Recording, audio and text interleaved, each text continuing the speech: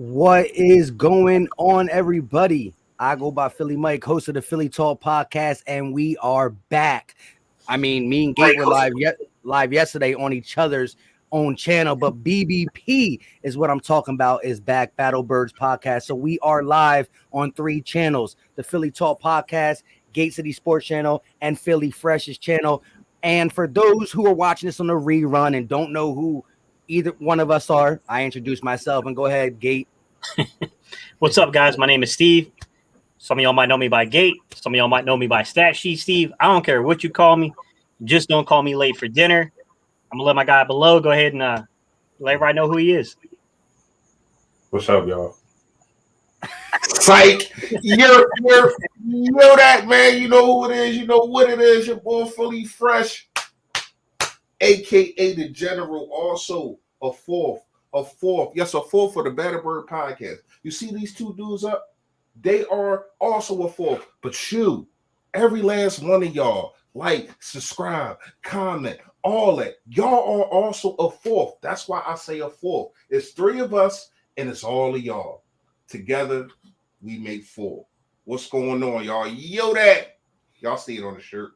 Yes, sir. Yes, sir. Definitely go check out his merch. Now, look, today we're going to talk about a lot of things since we haven't done BBP in a while. We'll recap, a lot of the practices, have some predictions. And of course, you guys stir us whatever way you want once we get about 30 plus minutes into this. But today we're going to start on today's practice, Saturday. Again, we don't get to see it with our eyes. Shout out to anybody and everybody who's going to the live practice tomorrow at the link. Definitely maybe hit me up. Maybe I can get, if you go, maybe you can get you on a StreamYard, blah, blah, blah. We can look at it and you can show everybody because I'm not going to one. So if you are going and you hit me up, maybe we can do a live at that time and do it. But anyways, the offense struggled mightily, according to the beat writers today. Jalen Hurts, the offensive line. And the title is this, was it the offense being really bad or is the defense really that good? I've said multiple times that I think the defense is going to be the strong point of this team. That's not me downplaying the offense, and that's not me saying the defense is going to be top 5. I'm not saying it is or not. I just think the defense is going to be the strongest point of this team. But we struggled. What is y'all takes? We'll start with, anyone who wants to go. How do you feel about the reporting of Jalen Hurts and the struggling offense? Is it something to be overly concerned with for one day of absolute struggle or no? I guess I can go first, guys.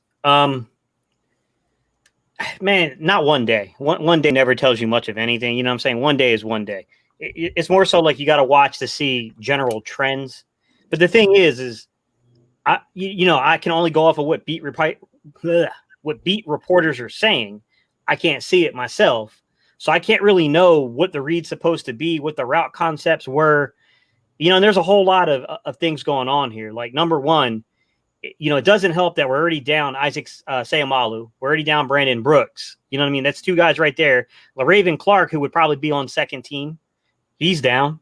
And then you got one of these situations to where you have the offensive line on a cross-training day.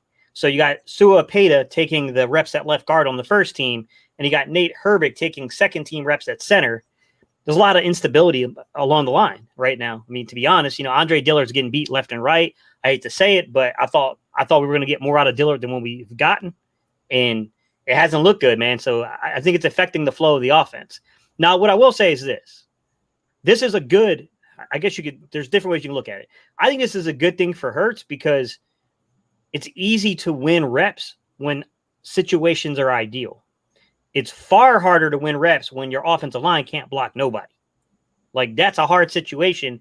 And we saw that there was we didn't see. We heard there was a sequence of plays where there was 5 plays in a row where Jalen Hurts was off target and basically dirted the balls. And I have to believe that some of that has to do with the fact that the offensive line isn't holding up long enough for him to get his feet set and get the ball out cleanly. I got to feel that that's a big part of it. I've heard some things that make you wonder, but until I can see it on film, I can't diagnose it, guys. But I did hear that, he is somewhat a little bit slower when it comes to breaking down and reading the coverage and getting the ball at his hands. But then again, if your receivers don't separate, It's the same issues we were kind of dealing with, man. I just think the offense is going to be a big work. I think it's more than just Jalen Hurts. There's a lot more going on there, including the fact that we're down receivers too. That's the other thing. Hightower went down today. So now you're really getting to the point where it's like, man, who's even out there taking snaps at receiver? I think all that's kind of playing a part of it. Man, y'all said it the best, man. It's kind of hard to really judge because we can't see.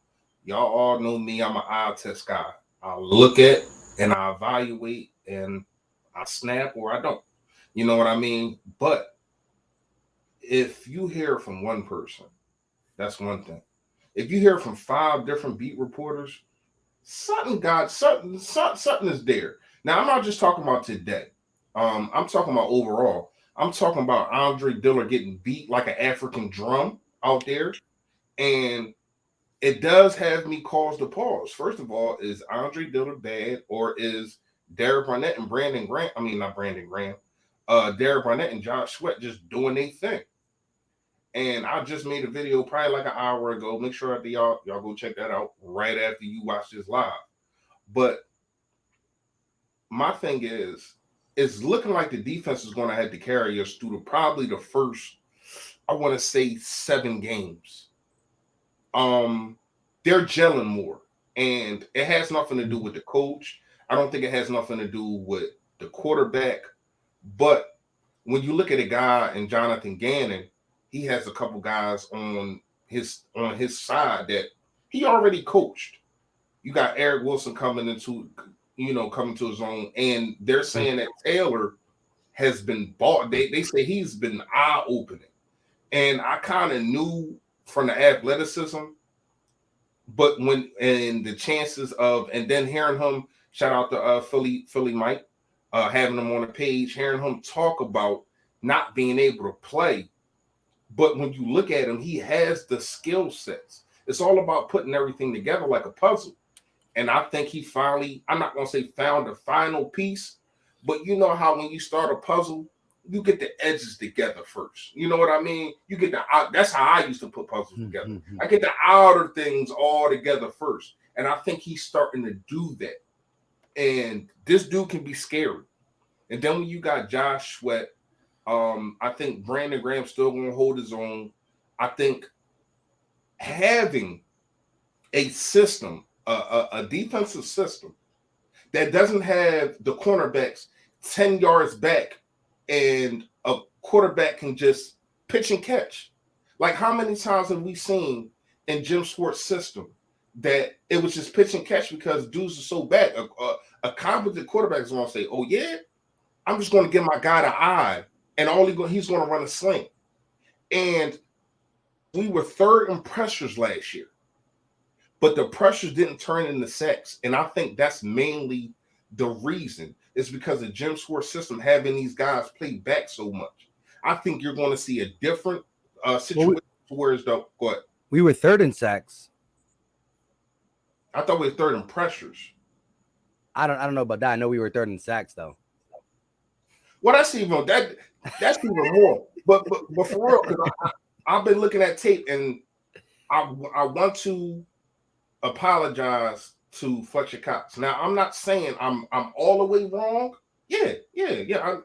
I'm not saying I'm all the way wrong, but having corners covering a guy and that half a second matters so much in football. That's why it's called game of inches. It's been so many times. Derek Barnett, Josh Sweat, Brandon Graham, Fletcher Cox, even Hargrave have been there for a sack, but the guys is getting it out because it's pitch and catch. He doesn't have to look at another read. He knows what he's looking at before. Nothing changes, and he doesn't have to second think.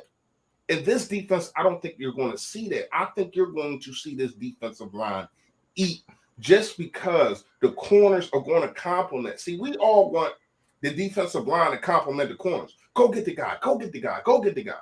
We got to understand it works both ways.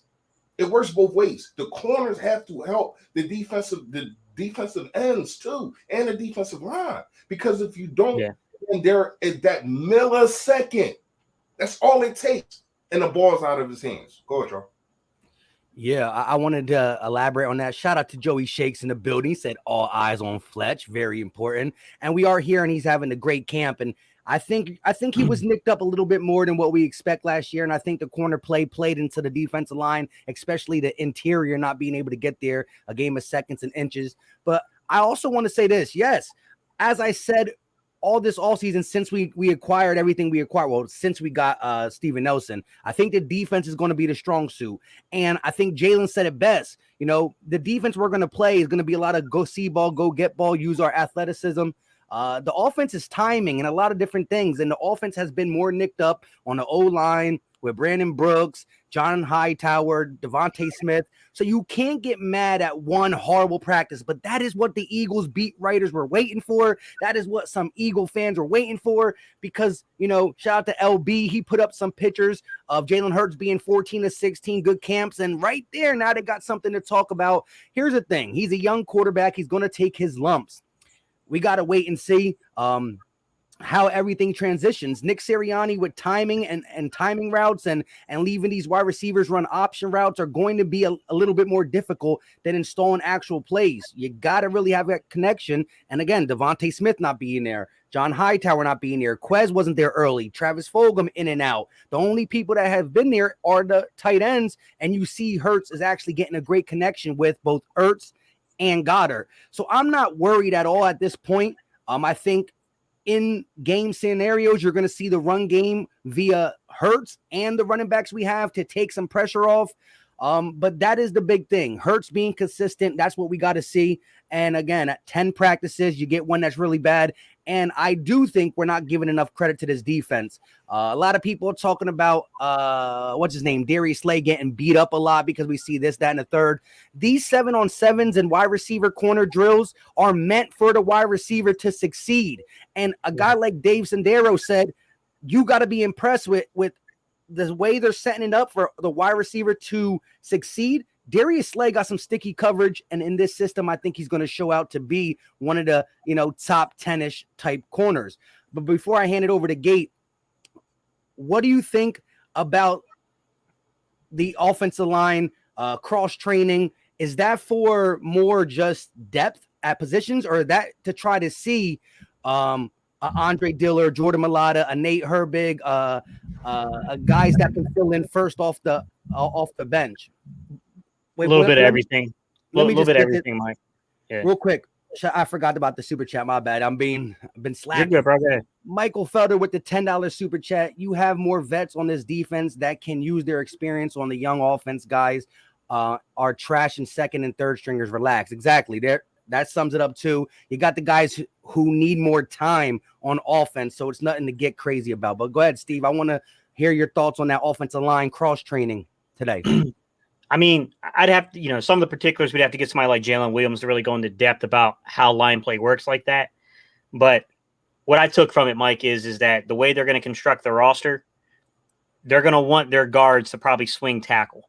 They're going to want their, if a guy can't kick out from guard to tackle, he's going to have to kick in to center. So I think that's just, it's one of those situations to where they want to feel they have adequate depth at any given moment. They saw the film probably from last year. They saw how bad the line played down the stretch. Let's be real. I mean, we lost, almost two football teams worth of, we lost more than two football teams worth of offensive linemen. So, I mean, that plays a big part in stuff like that. But I think that's what's going on because, you had Herbig taking reps at center. Sua Peta, I haven't really seen him play out of position. He just played left guard. So, I mean, that's not weird to me, but it doesn't shock me that you might take a guy like Matt Pryor and kick him out to right tackle, right? So he's going to play guard. He's going to play tackle, right? You'll probably see Driscoll do a lot of that too, where they're going to, they took Driscoll from playing tackle most of camp and kicked him inside this practice to guard. I think that's what's going on, man, is that the guys that can truly show versatility, right, that can show that they can do more than one task are probably going to get, precedence in terms of the back end of the roster and do who you keep. That's what it looks like to me. I think that's why they decided to have this kind of practice today to where, it makes your offense look bad because, things are a little out of sync. But I think Sirianni's looking like, okay, I can lose a practice. I don't want to lose football games. That's a really good way to put it. I want to get Philly Fresh's thoughts real quick, but shout out to Texas Eagle with the $5 super chat. He said the goats. What up, fellas? Shout out to my guy. Great guy, supports almost every Eagle content creator. Appreciate you for coming in. But how do you feel? Do you think the cross training and the poor line play had something to do with Jalen Hurts' problems and not being able to get the ball down the field as well? I would be contradicting myself if I said no. I screamed it all last year. I thought that it was number one, Doug Peterson's fault. Number two, the offensive line, and then number three, the quarterback. And I'm not saying Nick Sirianni is up there because it's practice, but the our offensive line that we have right now is not going to be the one that we start the season with. So we do have to remember that. And that, as much as people love, oh, we got a wide receiver, we got this. If we don't have a functional offensive line, none of that means jack. We just seen it in the Super Bowl. People that they are crowning as the best quarterback that they ever seen with their own two eyes looked at bad. He looked at horrible. He looked at bad.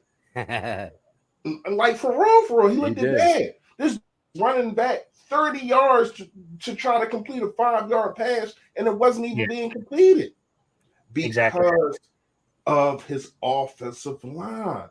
And this is what we always made our bones on since Jeff Lurie took over the team. And I ain't gonna say since Jeff Lurie took over. I'm gonna say since Andy Reid took over. You had your Runyons. You know what I mean? Like the offensive line has always been a staple point. And last year, I never, me being an Eagles fan as long as I have been, and it's been a long time. Trust me, I'm 38 years old. I never seen our offensive line look like that. Like that. Like it was horrible last year. And it has to get better. But I think that Nick Sirianni is not the kind of guy that cares about what you're getting paid, how long you've been here, how much, like where you was drafted. I don't think he care about none of that. Who is going to give me the best show out there? Because we all know, first of all, Jordan Mailata should be better than what he is right now, just with experience. You don't yank that dude when he was in the zone and put Jason Peterson. And it's messed up, but at the same time, it's also a hungry thing that can come for a guy like Jordan Mailata. You know what I mean? Landon Dickerson is an upgrade, but I don't want Landon Dickerson to play this year. That's just my personal opinion. I need him to sit out till he's 100%. Come back when he's 100%. Asa Salamalu, I don't know exactly how long he's going to be out. Brandon Brooks should be back week 1. I'm not sure. Lane Johnson, are you 100%? You know what I mean? And we got guys like, what's his name, Jack Driscoll. I like him. So we have bodies, but you got to put it together. And I'm not going to overreact by one practice. But here's what I can say. It looked like Andre Dillard. I'm not going to say he's always a first-round draft pick. They're going to keep him on the roster. I would try to put him at guard, try to do something with him. But he is not a left tackle from what I'm hearing. He is not a left tackle. You can't put this dude out there if he's timid and if he can't hold his own. You got to go with Jordan Mailata. You know what I mean? And try to plug him in at guard, having a swing guard or something. You know, because you're not just going to give up on a first-round pick. This is his 3rd season. So I get that. But at the same time, we're talking about protecting your quarterback. He's not a $100 million man or whatever the case may be, but he's still your quarterback. This is your quarterback that you need to protect. And we failed to do that last year, and you cannot miss on you cannot do it again. You cannot do it again. So, like I said, I'm not going to overreact to one practice. And I do feel as though this defensive line is ferocious. Like you said, Mike, we was 3rd in sacks last year. And the defensive line, who has really changed? Nobody has changed except for Malik Jackson being gone. Everybody's still here. So you and do better. That's what I'm saying. So you do got to get at some respect, but at the same time, you got to protect your quarterback. Go ahead, Joe.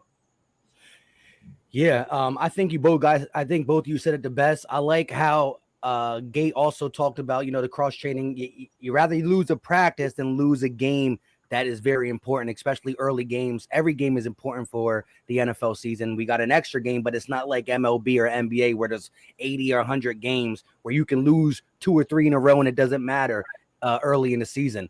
But yeah, so Jalen Hurts having a bad game, complemented by the offensive line struggles, but not necessarily the guys we're going to put out there week 1. The cross training, you know what I mean? If you are a forklift driver at your job and this guy's a Packer, if you switch jobs, you're probably not going to be as good at it. You know what I mean? So that is a wasted practice, as some people might say, but it's better than being caught in a blunder throughout the season. If you see a Lane Brooks go down and you got to throw in some cross train guys, so it's always good.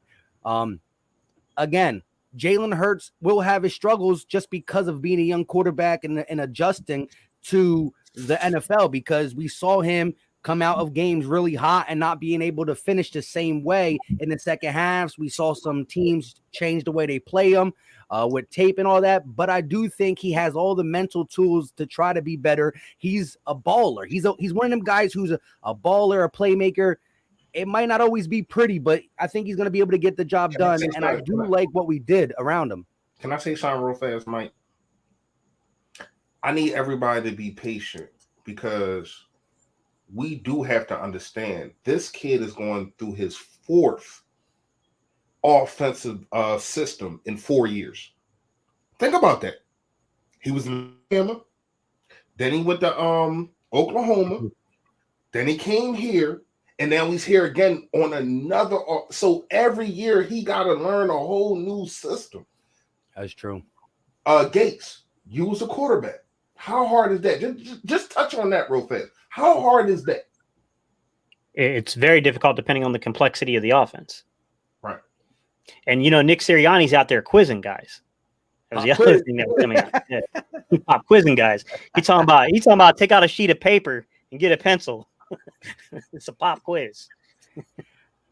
Gate, from being a quarterback and being actually coaching and watching players for so long, how do you like the way that Nick Sirianni's running the practices with charts, tallying things, being really hands-on? Like, look, you make a mistake, you can wait until the practice is over. A big mistake, go out there and tell them. But little mistakes, normally you wait until the practice is over. You diagnose it in the video room, in the film room. How do you like him stopping plays, being all on the players and holding people accountable? How do you feel about that part of training camp? To me, it resonates, Mike, just because, my players just always say, you're the nicest teacher in the world. You're one of the meanest coaches I ever had to play for. And it's the way it is, it's just the way I approach things, because I'd rather be hard on you in practice and let you know where you're making a mistake than to have you get out there in front of an entire town worth of people piled into a stadium looking at you awful funny when you start making simple mistakes that they can pick up on. So, I always coach my guys really hard. I told you the story one time, Mike, that I had a young man that started crying because I raised my voice to him, and there was a little shorty out there he wanted to holler at, and I embarrassed him in front of her. Dude was dropping tears, holding on yards. Don't do that to him. Don't do that to him. It's no, go ahead. So I resonate with the stop. Here's my thing. How can you go forward in a practice if guys don't understand the concept? Because it's just going to keep compounding. It's going to get worse. It's going to get worse until you understand the basic tenets of the offense. And I'm in favor of Nick Sirianni quizzing guys about the playbook. Hey, what's up, man? Hey, tell me, if we're running, triple floods, right? And I got number 31s back here, and he falls back deep in his set. Where's the ball supposed to go? I'm okay with that. I'm okay with them knowing where the ball's supposed to go. I'm okay with them doing that kind of stuff. But I think you got to be careful with the over analytic stuff when it comes to charts and graphs with certain players, right? Certain players will resonate to that. Other players are like, come on, bro. I'm out of college. I want to do all this. You got to find another way to get your point across without being over analytical with them. So you got to find a way of like, hey man, when you cut back, you know how you lost your foot in there? Hey man, why don't you try changing up them cleats? Like you got to find another way of approaching it. You know what I'm saying? Like there's different ways of approaching things, right? You can't get over, if you go and you tell this guy a long story about some random game back in 1980 where the dude had the wrong cleats on for the wrong weather condition, you might lose them a quarter way into the story. Like, you know what I'm saying? Like you just got to know the personality of the people you're dealing with and when to carry on something, when to pull it back a little bit, stuff like that. But generally when it comes down to like keeping people, responsible, I think Nick Sirianni's onto something. Like I think he's the real deal. Like he's not playing around. If you're not where you're supposed to be, if you're not executing the play the right way, you're gonna have to come talk to him. He's gonna want to know what's going on. And I mean, some guys. And you know who that reminds me of? It is different concepts, but the same out. It should be the same outcome and the same reasoning of doing it. It's Bill Belichick when it comes to defense. Bill Belichick is a technician, and you're supposed to be where the heck you're supposed to be. This defense is predicated on you being where you need to be and doing it the right way. And I do feel as though Nick Sirianni is trying to bring that culture into it, but had to be competitive at the same time with it. You know what I mean? Yeah. With everything that he does, and might be laughing and joking, and like you got the guy in the first practice wearing a Kelsey shirt. You know what I mean? Like. So he's embracing the team, and I do feel as though they are embracing him back. I have heard nothing but good things out of players, but of course that's what they all going to do. Yeah, that's what they all going to do. But you can tell sometimes when somebody is like, yeah, and you like, yo, you're lying, dude. I haven't really seen an interview where people talk about him and they're like, not excited. Like it seemed like everybody's excited to the way he's bringing it, the way he is making everybody practice and stay on their toes, basically. Yeah. Because to me, I think he going in there saying, your job is up for grabs. We've seen that Jalen Hurts hasn't been named number one quarterback already. I don't know why, but that might be. Even my quarterback has to fight for his job. Everybody on their toes. I don't care who you are. And I ain't got no problem with that. May the best man win. And that's how it always should be with me. But real fast, I got a question for y'all. Are y'all alarmed? Y'all know the position I played. So are y'all alarmed with Miles Sanders dropping so many passes I've been hearing? It's definitely concerning because I think well, I don't think we've heard reports that Sirianni's offense is going to utilize the running back. Exactly. They're going to throw passes to the running back. Steve loves that they're bringing in speed 21, speed 21, however you want to say it. You're going to have pass catching backs back there where Hurts, and I think that's going to be scary for any defense to know that Hurts is vicious with his legs. They will have designed quarterback runs, and you got two scat back type players who can run the ball well, can get outside and catch the ball in a Gainwell and Sanders or a Huntley and Sanders. But yes, Sanders got to catch the ball. He said today in his press conference, I got to get back to doing what I did to my rookie season where he was catching the ball at a very high rate. I think it's concerning. You see him on the jug machine. He has to get it out of his head. I think it's in his head, and that can go a long way. But just to the accountability point. You just said it right there. You said it right there. It's his head, right? It's in his head. It's psychosomatic. It's all in his head. It's all in his head, man. Because, a lot of people, you know this, Reese, about hand and eye coordination, playing running back, catching those balls out in the flat. Or trying to do too much. Trying to do too much before you even get the football in your hands. Yeah. Yeah. And you're looking at the play ahead of schedule instead of completing the process. And you know who used to do that? Nelson Aguilar. Yeah. I'm not comparing them to. Come on, now, I'm not comparing them to. I'm just saying the dude has talent, but it was in his head that he had to make this play, and he was doing it trying to do it before he even had a firm grip on a football. Yeah, it's levels to doing things.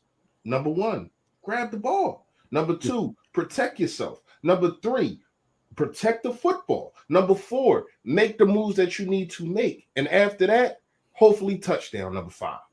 But you have to do these things in sequences. This is how I was taught.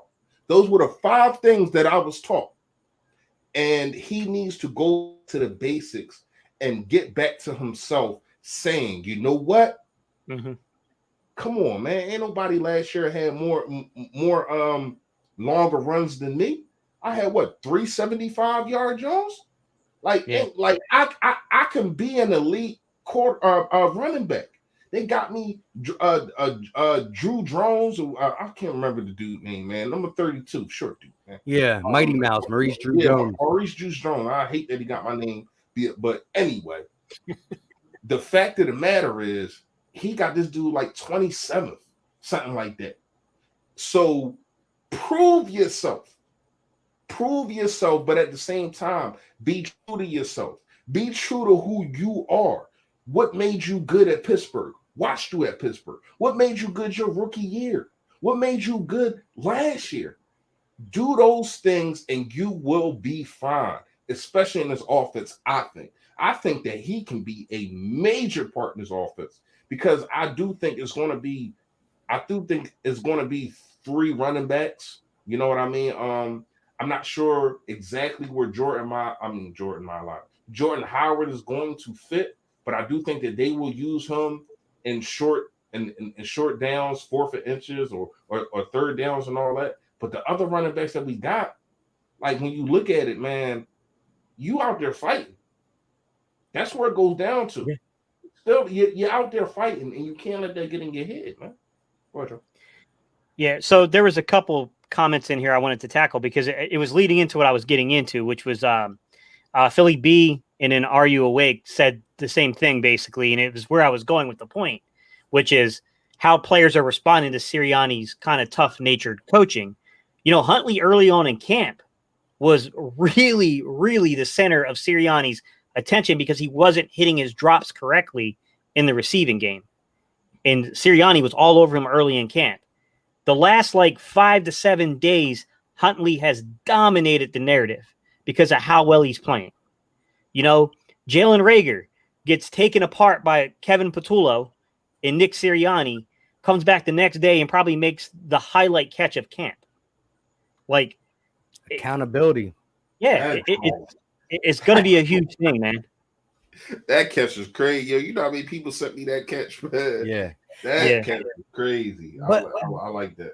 But we're and as Gage just said, we're seeing it in such a short sample size that development has been a problem for the Eagles. I still love Doug Peterson to death for what he's done with the Super Bowl. But at the end of the day, player development under his staff has been stagnant. We've seen already Jalen Reagor come and fail his conditioning test, have a horrible practice, and follow it up with accountability, tough coaching, the right coaching with a good practice. I'm not saying he's a Pro Bowl player or nothing.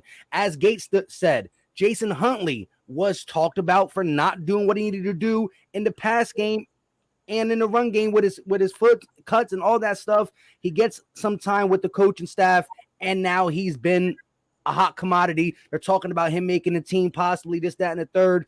And it's just short things we've seen. Adrian Killins working almost extensively with the wide receivers, where Doug Peterson wanted him to be a running back. Nick Sirianni and this developmental coaching staff says, no. We'll try him here, and it's looking good because he burnt Avonte Maddox today.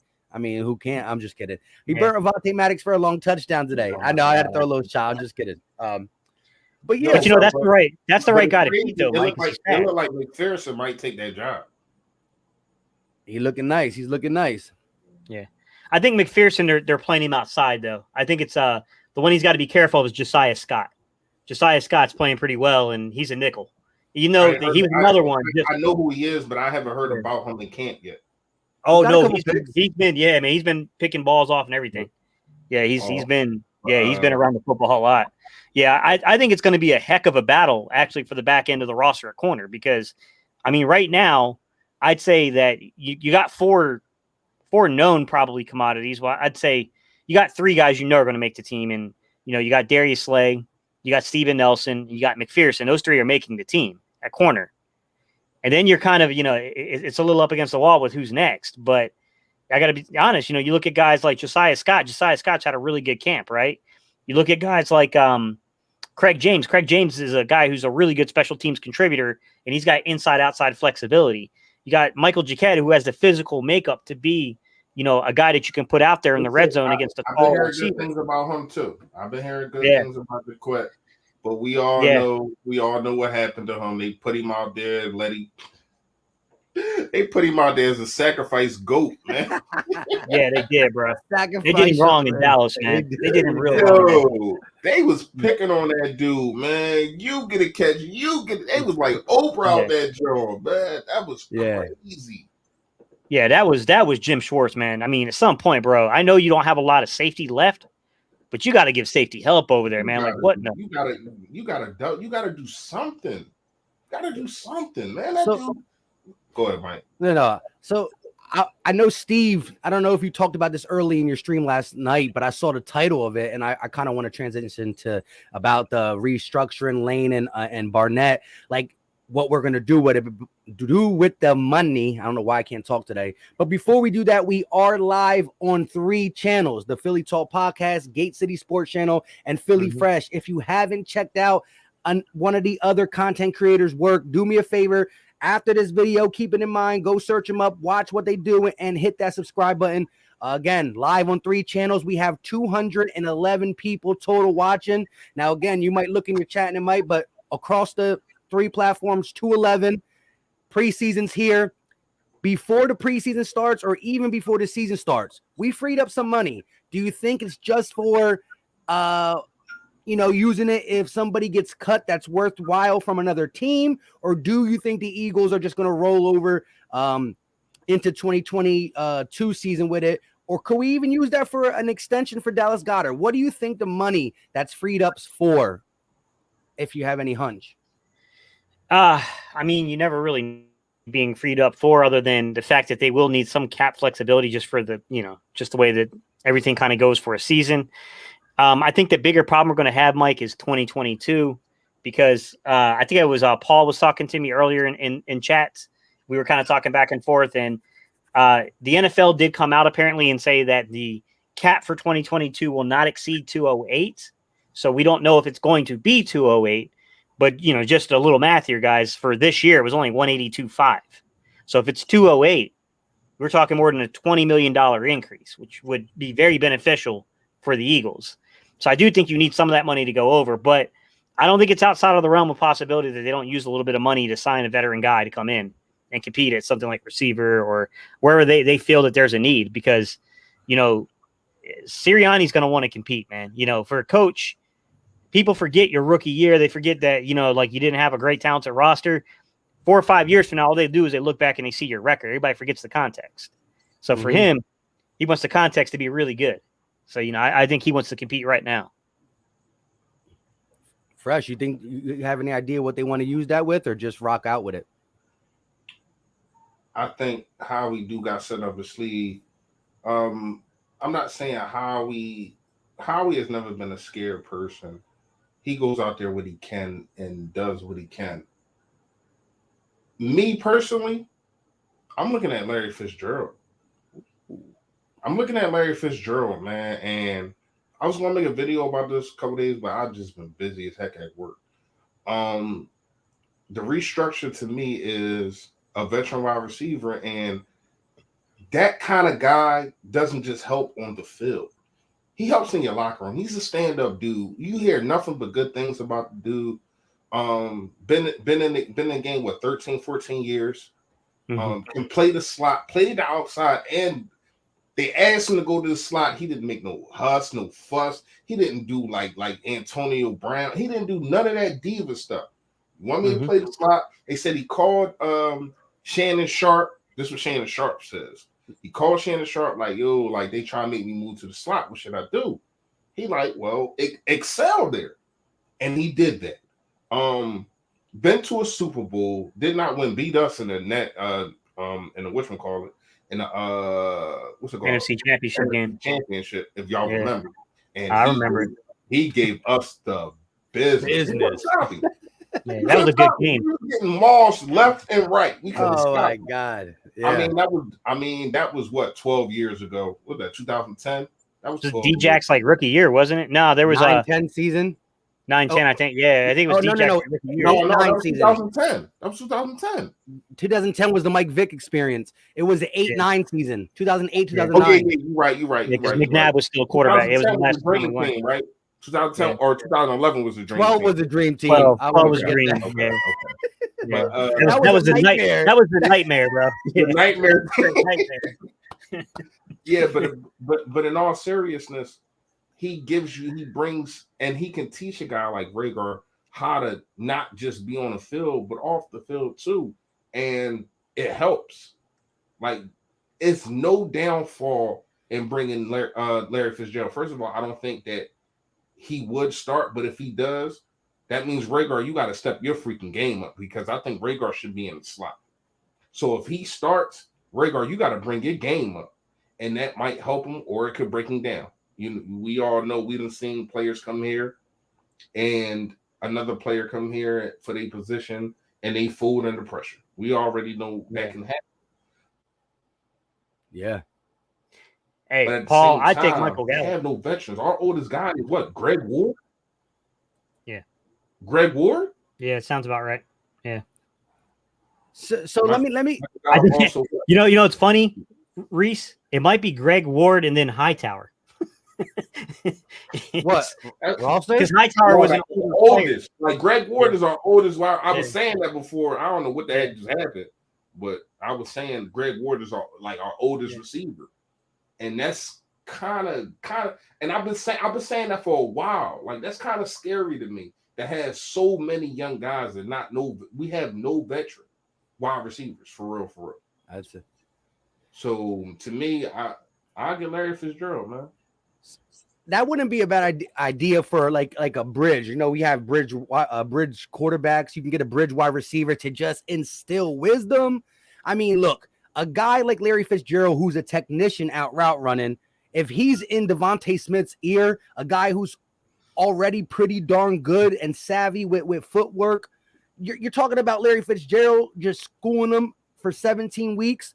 And your quarterback, help your quarterback too. Correct. Yeah. That pays off right there. But I do want to ask you guys this, because I talked about it yesterday in my live streams. James Washington, wide receiver for the Steelers, asked for a trade. Now, you know, he was drafted. He had a lot of upside in the second round in 2018. He can do a lot of things, but now after keeping Juju, drafting Claypool, who's a stud, and that Johnson guy who broke out, if you were playing fantasy, you picked him up probably, or you drafted him late. He was a great steal. He's the fourth guy. Now, he probably wants to go to a team to be a 2 or a 3. I don't think he could be that, but what would be your take on Washington? I think he's 25 years old. He's still young. He's not the veteran guy like a Larry Fitz or a Golden Tate would be. But what is your take on that? I think he's a guy you bring in to push Rhaegar. They're similar physically. Washington's built a little bigger than Rhaegar is. Rhaegar right now is mid 190s. Washington's a little over 200 pounds. But they're physically very similar. You know, Rhaegar probably a little bit more athletic, a little faster, jumps a little higher. But, you know, they're these shorter guys that play physical, that play outside. Both of them have inside capability. Both of them have been asked to play inside a little bit.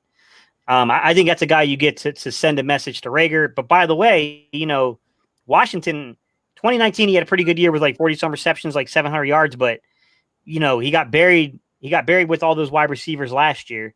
And his rookie year was a little unspectacular, to be honest. Yeah. So, I don't know. I think he's a good guy to kind of, you know, look, he's a young piece. I still think you're taking a gamble. You know what I mean? Yeah. I don't think that's a proven, you know what I'm saying, guy. But I don't think that he would necessarily be incredibly expensive, though, either. Fresh? You're like, nope.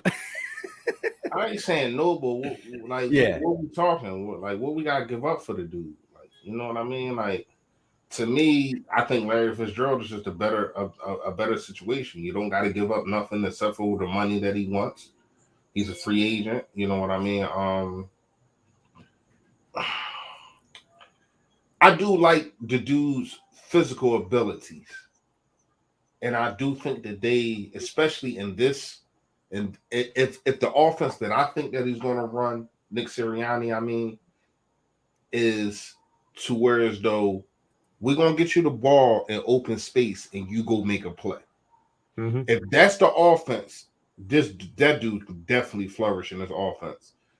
He has physical ability. He has speed, shiftiness. I did watch a little bit of tape on him when they started talking about it, especially after you put up your video. Shout out to you, Mike. I like what I see, but still not what I want. That's what I'm gonna say. I do like what I see, though. Sure. I gotta just ask you guys this real quick, and everybody in the chat. And if you two didn't, I'm gonna send it to you. And this is nothing to do with the Eagles, but I just thought about it again, and I started laughing. Did y'all see the Jameis Winston trying to run through the pass video? Yeah, I know exactly what you're talking about, Mike. Yeah. Oh, y'all gotta send that to me. I don't even know what I might have watched that like 25 times in a loop, man. It was hilarious. And if you guys haven't watched it in the chat, I just posted it on my Twitter. What is it? So two players, I don't know what position they are. They run through the two pads. You know that drill where you run through the pads with the ball, and they ran through it fine. And Jameis Winston, being a quarterback, just tried to do it for fun, and he got hit stick by the pad. And it's just hilarious. You got to see it. I'll send it to you after this. It's funny. It's on your Twitter. I'm about to watch it there. Yeah. Mm-hmm. But go ahead, Gate. Yeah, no, I mean, look, it's kind of tough at wide receiver just because like we're down so many guys that it's, you know what I mean? Like here's the first thing that I look at, Mike. When I'm hearing these reports, what I don't see reported is the nature of the drill. What are the concepts being run? What's the execution? All you're telling me is this person didn't complete the pass. Well, you do run drills to set the defense up because you're practicing something. Mm-hmm. Like, you know what I'm saying? Like that, some of that stuff, that context gets left out. And I don't know, because I'm just like you guys, like we're just sitting here reading some other guy's report that, look, they might be around football a long time. That doesn't mean they really understand the game that much. That's the thing. Like, I don't know how much they really know about the game. You know what I'm saying? Like, there's differences. You get a guy like Bo Wolf who breaks down film. He's probably going to give you a far more in-depth analysis of that play than this guy missed a completion. This guy dropped the pass. He's going to go into far more detail than that. You know what I mean? Like, Not every person, not every reporter is created equal. I think that's part of the problem. But it's hard to say, man. I mean, the one thing we'll say is we'll know by the 12th, right? I think that's our first preseason game's the 12th. So we'll know on the 12th, because I got a feeling that Jalen Hurts will be playing on the 12th. Let me ask you this. How much do you think Jalen Hurts will play all through the preseason? I'm talking all 4 games. You think he plays every game and more than what you think another starting quarterback who's a veteran, like a Matthew Stafford who's not playing? Because Sean McVay came out and said it. He won't play none of them. Do you think we're going to give Hurts an extensive look in the preseason?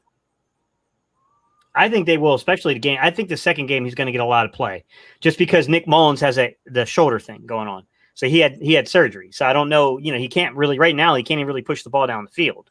So, I mean, they'll probably still. Is Nick Mullins even the number 2? He was the one who threw that pass to Reagor, just to let you know. Yeah. Mullins was the one to throw that pass to Reagor, that Reagor one hand, just a sec. Mullins, don't tell Vic 3 that, man. Why? What did Vic 3 say? He's big Nick. He's a big Nick Mullins guy. Oh yeah. But no, I mean, he's That's accurate. why he lost on fantasy football. Yeah, he's accurate. He plays on time to the offense. He's a true West Coast offense type of quarterback. But we saw what happened to Nick Mullins when you put pressure on him. When we put pressure on him in that San Francisco game, man, he fell apart. It was bad. And he played really bad against us in that game. Then you got a guy that's like, I don't know. Flacco's younger than me, so I can't call him 99 years old, because what's that make me, like 104? But but Flacco's an older guy. I mean, he was 36 or so, somewhere in that area, right? 36, 37-ish, somewhere in that area, I think. He's coming back. He had neck surgery the year prior that caused him to miss some games with the Jets. I mean, Flacco's got a good arm. Flacco can sling the ball with the best of anyone in the league. I mean, dude can. There's no doubt about it. But I will say this. Yeah, I can't remember who it was. Somebody said he didn't. I meant to grind him up about it, but I can't remember who it was. No, Flacco can throw. Flacco got an arm. There's no doubt about it. I know. Yeah, but the thing with Flacco is the same thing that we would say about Jalen Hurts was the knock on him for a lot of his career, right? He's not a guy that likes to play on time with the offense. He's always looking to win the rep, trying to get deep, trying to push the ball vertically. He's not always that guy that, you can go look at all of his underlying, analytics behind his play, and you can see that he's a downfield passer. That's what he is. He's more of that, that Doug Peterson style offense. That's what he is. I don't know, man. I mean, Nick Mullins is the only true West Coast, guy here, but I think Hurts is going to play a lot, Mike, in game one. I think you got to play him at least a quarter. You got to get him some serious reps, man. This is not an established veteran. So you're going to have to get him some actual in-game looks. Now, I will say this, Mike. I think it'll be far more important the joint practices. What Hurts does in those joint practices against, I think it's the Patriots and the Jets, right? We have the joint practices against. Yeah. I think that's going to be the far better indicator of where he is in development. You get what I mean? Like preseason games, like it's really generic what you're doing. It's all, we just get excited because we want football, we'll take it in any form, honestly, but I don't know. Yeah. Shout out to Marcus, D Gaff, man. That's what we asked, man. That's all we asked. We won't ask for too much, man. My man said went through all three of y'all streams and hit the like, man. That's all we ask, man. It take you a millisecond just to hit the like. You know what I mean? I appreciate every last one of y'all. And it's free. It's free, man. Well, I appreciate every last one of y'all that did it, man. All right, so what are you asking me, Mike? You're asking me how much time Jalen Hurts gonna play in the second game? Well, just throughout the preseason, in general. I don't know. It's only 3 now, right? Correct. It's only 3, right? Only 3. Yep. Why are you looking at me like that, Mike? I said something. Because I totally forgot. I forgot.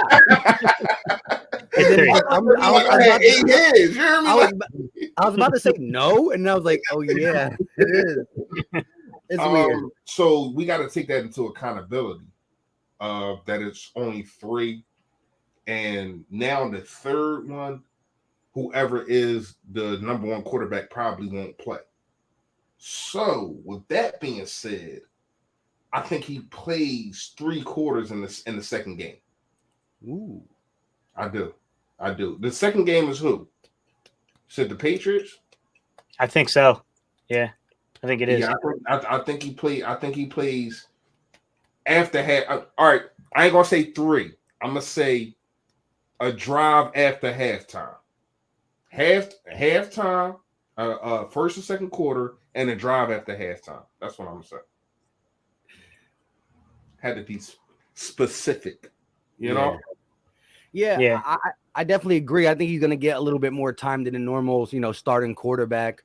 Hopefully, he's a tough guy. Hopefully nothing happens. Again, injuries have plagued the Eagles for years. And hopefully, it's called an injury bug because it's supposed to eventually leave your team. It hasn't left us. So, my God, it's not called a bug right now. But I do want to get into a little bit of the roster because, each preseason game cuts. And Eagle Has Landed did ask it as well. Who's a dark horse player to make the 53-man roster? If you guys have one or you're still thinking of one. Is it 53? I thought it went up. So far, I'm hearing 53, but I don't know. It might have. They might. Yeah. So, Reese, they might put in effect what they did last year to where they expand the practice squad and then give you the 2 actives you can call up, maybe. I don't. I gotta go. Okay. But it is still 53. Yeah, it's an initial 53. Yeah, that's bullcrap. You give out another game and you can't extend the roster. Yeah, expand the roster. Yeah, I got to go through and look at it, man, because everybody, same thing, man. I heard that we might have as many as 60, and then I heard it was a solid 53. I was like, man, they're all over the place with these estimates. All right, my bad, Mike. Ask the question again. My bad. I didn't Dark know. dark horse player to make the 53. Whoever wants to go first. What? I'll go. You want dark horse? Yeah. Define. Okay, before we get into this, because I don't want to disappoint anybody, define what you mean by a dark horse candidate. How unlikely does it need to be? Yeah, I mean, it's tough. I mean, let's just say, yeah, it's hard to describe the dark horse. Just somebody who the average person Basically, somebody that wasn't drafted.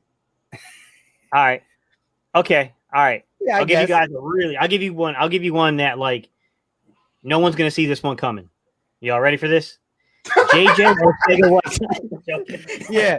First of all, listen, we've had a lot of people come in with their names. Like we had Jim Schwartz, we had, Jalen Hurts, Carson Wentz. We always have people who named it, but this is the first person I ever see. And maybe it's one of the people who always hear, but to name themselves JJ. Hang on. All right, so I already got Jalen putting restrictions on who I can name. He said I can't name the guard from Buffalo. All right, man, so name who you want to name, man. Jalen. All right, this is what I'll say. Eagles will go. All right, I'll make a prediction. The Eagles will only carry 2 quarterbacks on the active roster. They will carry somebody on the practice squad as a third quarterback, which is going to open a roster spot. I'm going to say that they don't use that extra roster spot at wide receiver. And I'm going to say that because the way they're utilizing the running backs and the fact that you can get so much versatility out of guys like Jason Huntley as your kick returner, using him in the slot, using him as a running back, I'm going to say Jason Huntley. Jason Huntley, I think, has a legit man. You all want me to give you another one? No, I don't want to give you another one because you probably traitor. You thief. Yeah. Go ahead. I gotta protect my pen when I'm putting my card in, man. You a thief, man. You know what I mean? Wow, damn, you gotta give me a second now. Can I say McPherson? Like, you think there's a chance that a 4th round pick would get cut? You said people we didn't draft. Yeah, I did, man. He just threw me off with that, man. Hold on. Let me think. All right, I'll go real quick. All right, I wanted Huntley as well because I think he's really showing. And if he makes a team over a Kerryon Johnson or a Boston Scott or a Jordan Howard, that's huge. And he's good. Now I do like the Tyrese Jackson or Tyree Jackson, the 6'7", 250 tight end. But as long as Ertz is on the team, then you got Goddard, and I think Richard Rodgers is there. I think him falling to the practice squad. So I'm gonna go over and I'm gonna give a couple people in the chat what they want. Especially if Notion was here, he'd be very happy. And I'm gonna say Adrian Killins, not as a running back, but he makes it as a wide receiver. Don't give him hope, Mike. Don't give him hope. Over JJ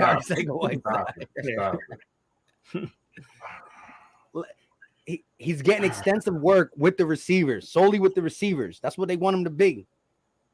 You know what I mean? Oh, man. Wow. I didn't think no one was going to say Huntley. I was surprised that not only Steve said it, that you wanted it too. Yeah, that was my guy. I'm gonna go with Richard Rodgers. I'm gonna go with Richard Rodgers. Just out of default. I don't because I set the bar and it had to be somebody that we didn't draft or whatever the case may be. I don't really know too many people that's going to make the team. I wish Grimes was still here. I definitely would have picked him. Whatever happened to him? Like what's going on? He got injured. He got injured. I know he got hurt.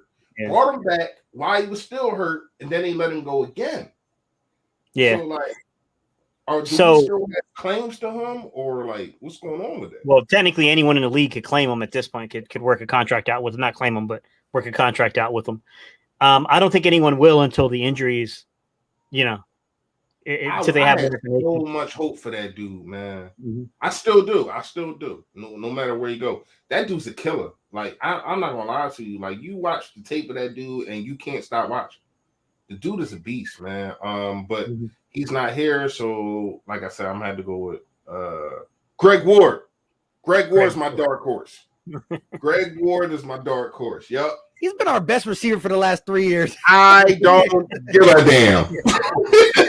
He's still a practice squad guy. You know They what I ain't mean? like JJ Arcega-Whiteside, so I'll give him another dark horse. All right, Andre Dillard. All right, so Crazy no, that we got this is a good one. Let's look at dark. Who is a player that has been on the roster or who a lot of people think is safe, who has a chance to get cut? So who's that guy that won't make the team that a lot of people think now will you make did the that team? after I already said Andre Dillard. Yeah. That's what brought me into it. Andre ain't getting cut. I know. He'll get traded. I think he could get cut. I think he could get cut because there's no versatility. He can only really play the left side. I don't know that he's a swing tackle. I don't know if he'll be cut per se. He might be one of those guys that we just take any trade offer we can receive for him. But I don't think he's a lock on this roster at this point. I mean, I get what you're saying. Reese is a first-round pick. They're going to try to make every excuse in the world to keep him here. I get it. He's also like one of our 10 highest-paid players, I think. Roseman is not giving up no first-round pick, bro. He only played 1 year too because he was injured all last year. Like is if a lock to be on the Philadelphia Eagles. A lock. You hear me? Lock and key. As a matter of fact, throw the key away. He's a lock. Steve, you know that. Like, come on, Steve, don't do that. I don't know, man. I don't know, man. I think they're just looking at it. I think what they're going to do with Howie is say like, they're trying to put him on the field some type of way, and if they can get any value from him, then they're going to try to do that. They're not throwing away a first round pick, bro. They're not just giving up on it. They're not going to do that. You got a super chat in there too, Mike. This is a good question too. Shout out to Mazda Funk Watkins. Love that name with the $4.99 super chat. He said, any concerns over the short practices? And Miles Sanders was asked that, and a lot of people got asked that today. These practices are a little chippy and intense, but they're shorter. They're like an hour and a half, an hour compared to the 2-3 hour practices in the past for the Eagles. What are your thoughts on practice being shorter for the Eagles in this new tenure? I'm gonna go first this time, because I hate to say it, but I'm kind of from the old school, and I listen to Ike Reese talk about having 2 to 3 practices a day, having night practices, but you can't do that with the new what is it, CDM or what's it called, CD whatever it's called. You can't do that with the new rules that they got.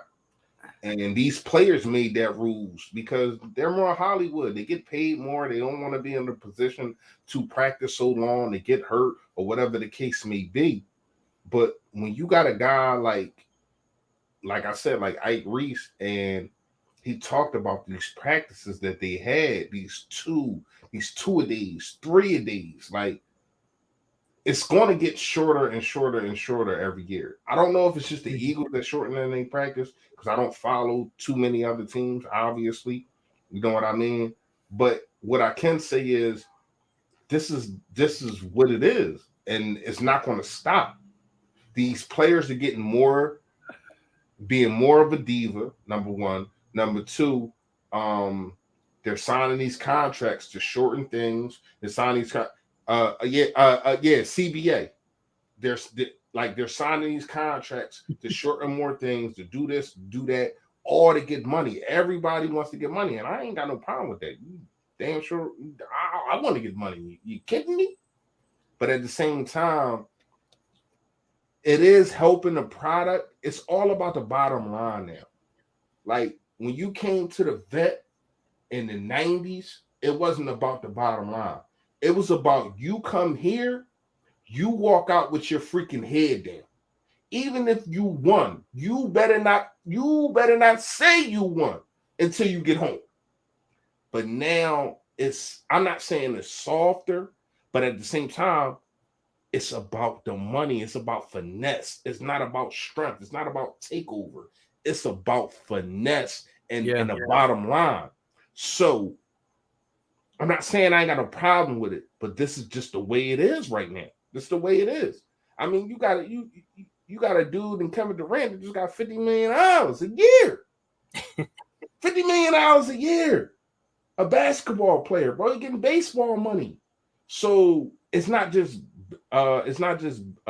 football, it's every sport. Every year is going to get softer.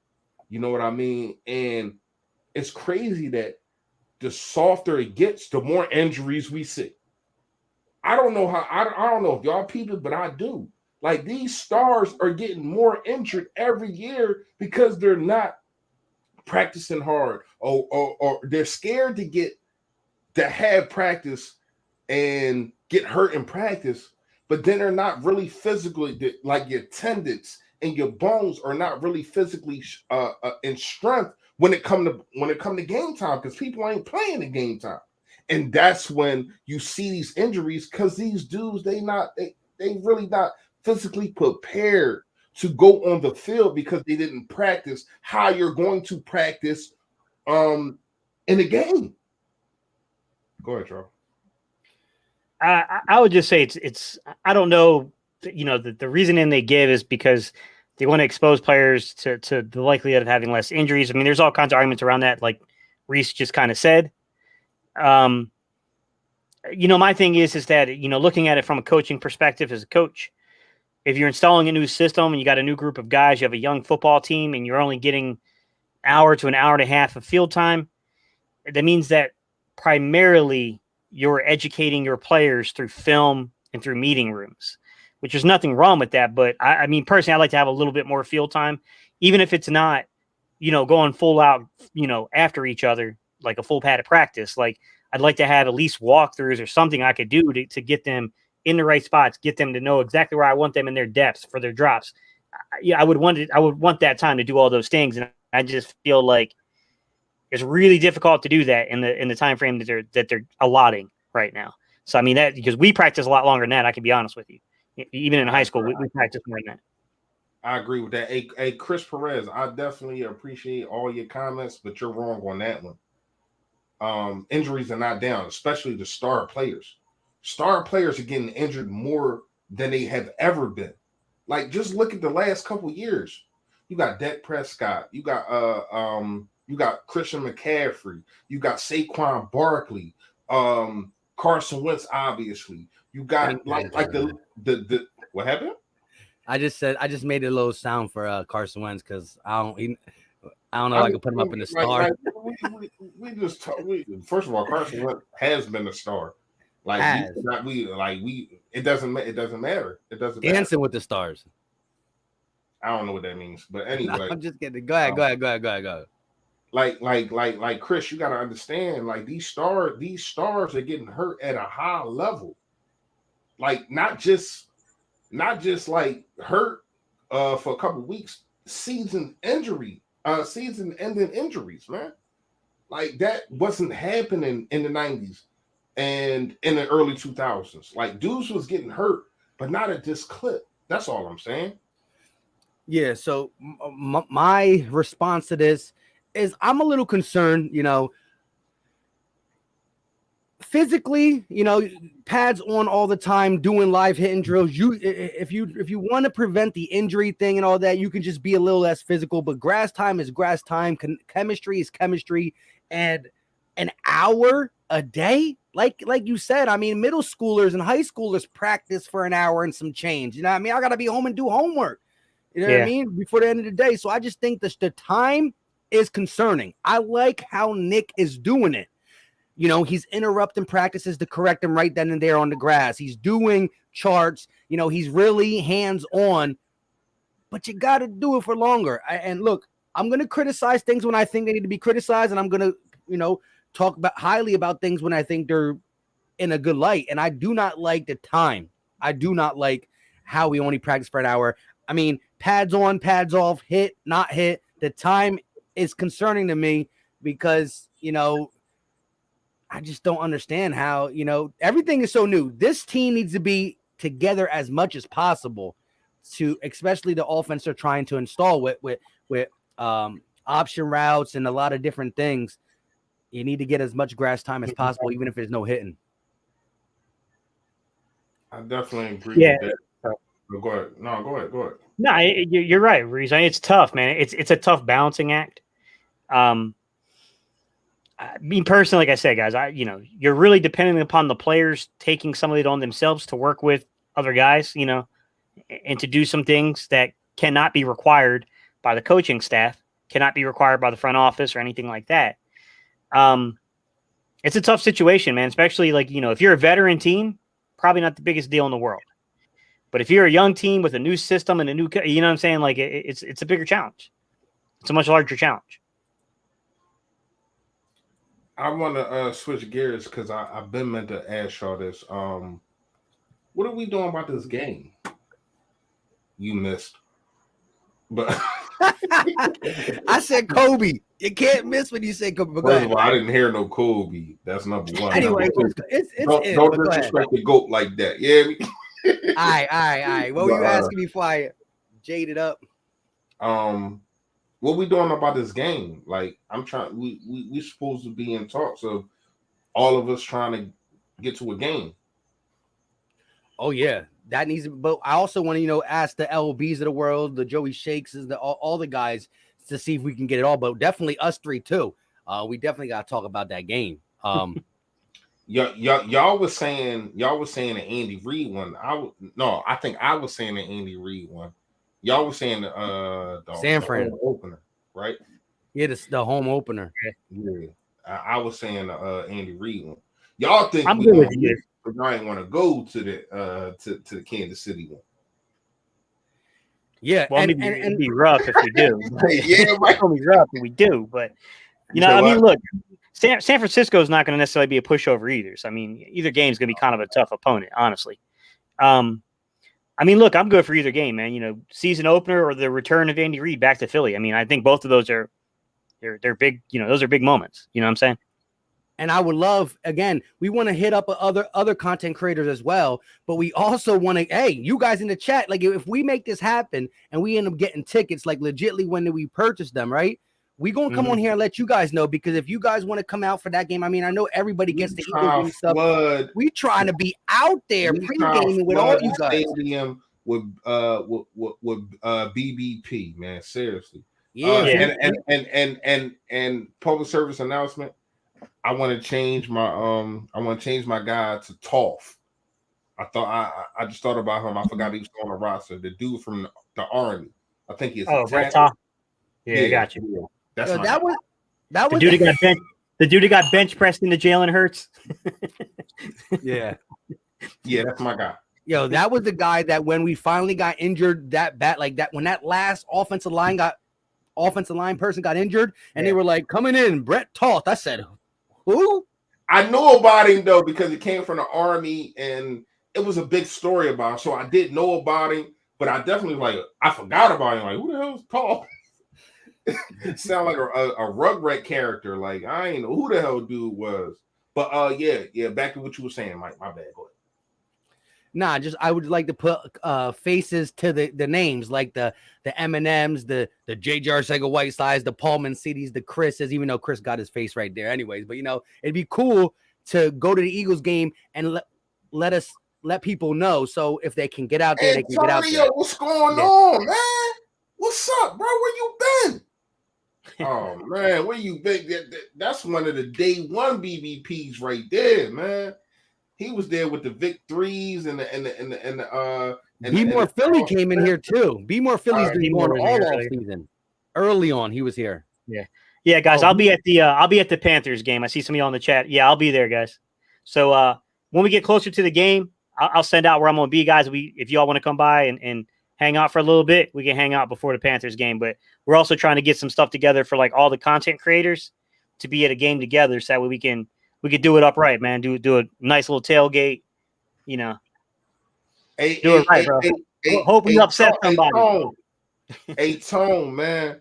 I don't know if you've seen. I text you, but I don't know if you've seen. I done turned your logo into this, man. Mm-hmm. This is that Tone. That's the guy that made this logo, man. I done turned your logo into a line now, man. I appreciate you, man. Seriously, man. I really do, man. Seriously, bro. But go ahead. Facts. So we are coming up on an hour and 15. Well, we're at an hour and 15 minutes. This ain't gonna be no 5-hour joint, but we could go a little bit longer. 5-hour joint. That's the marathon one. That's the marathon. We used to really kill it though, but that was the pandemic days. People got stuff to do now. Yeah, definitely. So we will be hitting up the content creators to see about getting to a game, and definitely the subs as well too. And for those who are in the Philly Talk podcast, that includes you, bro. Al Kabir, the analyst, yes sir. That includes you, my guy. What's going on, man? If y'all you're included in that. If Al Kabir, you don't know Al Kabir is, man. He does content also. Make sure you go like and subscribe, man, to the dude. He does more than Eagles, you know what I mean? But I think he mainly talks about the Eagles. Yeah. You know what I mean? It's in his blood, but he just got this gitch to where though he got to talk about everybody else. But that's my guy. I'm mad at him. Yeah, I mean, that's my guy. But, with that being said, we are live for people just getting in here on 3 different channels. We got about 201 people in 3 streams. Again, they're not all together, so the chat might look different, but we are live on 3 platforms: the Philly Talk Podcast, Gate City Sports Channel, and Philly Fresh, all in the banner going across the names, the spelling, all that stuff, exactly how it's worded. But yeah, so preseason is on Thursday. It's less than a week away. Give me 2 players on offense and 2 players on defense that you want to see flash in the season opener. 2 on offense, 2 on defense. We gonna get. I think we're all gonna have one of the same. Hurts. Yeah. We all know. You know, when we do our pregame guys who we pick, I think the quarterback should always be. Like, yeah, but when we were doing it, we had a 5-year veteran. We don't got a 5-year veteran. You got me there. True. That is true. Okay, go. I'll go first. I'm not gonna pick the quarterback. I'm gonna go with my guys that I've been talking about since they've been on the team, and now everybody is starting to see what I've been seeing for years. On defense, I'm gonna go with Josh Sweat. I think this dude will have a heck of a year. I think he's going to get up to 8 sacks. He had 4 last year, but who knows how many he missed because of the things I talked about at the beginning of the live with Jim Swartz's system and corners not even being up on their receivers, so it was just pitch and catch. So I'm gonna go with Sweat, and I'm gonna go with Taylor on defense. If Taylor is the guy that I think they're trying to make him to be, I'm gonna say his name, but I don't want people to react like I'm just saying this. I think they're trying to make him to be like a Leonard type of the athleticism is what I mean. Like a Leonard over there in Indianapolis. You know what I mean? Can be anywhere on the field, be everywhere on the field, cover a tight end. You know what I mean? Can stick his nose in there and make a tackle, cover a running back. He has the speed and the athleticism to do that. So let's switch to offense. You already know my guy Quez Watkins, who I've been talking about since last year. That's my guy. Stole mine. That's my guy. That's my guy, man. I've been talking about. If you have followed BBP and you followed me, you know how I feel about Quez. I think Quez, he's just a play waiting to happen. And the second guy, man, I'm gonna go with is I really want to see what Gainwell's gonna do, man. How they're gonna use him. This dude is explosive, and you ain't gotta even use him just at running back. You put him out there in the slot. Like, the dude has hands. I haven't heard too much about him in camp. I don't know exactly what they're doing. If y'all do know, please let me know, because I don't know.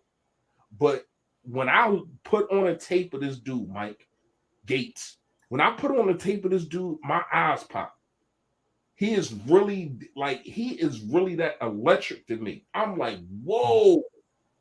I can't wait to see what they're going to do with Gainwell, man. Seriously. Go ahead, Joe. You said 2-2, Mike?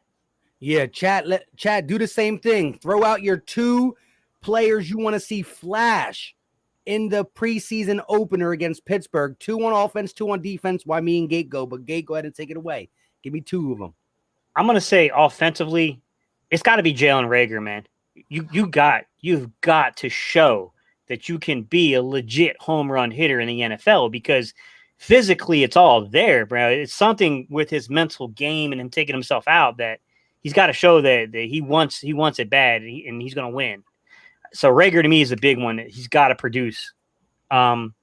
Second player, I won't take Gainwell because Gainwell's been said. So I'm going to say second player, you know what? I'll stay with the receivers, man, because I think the receivers is a big issue. It's a big problem, right?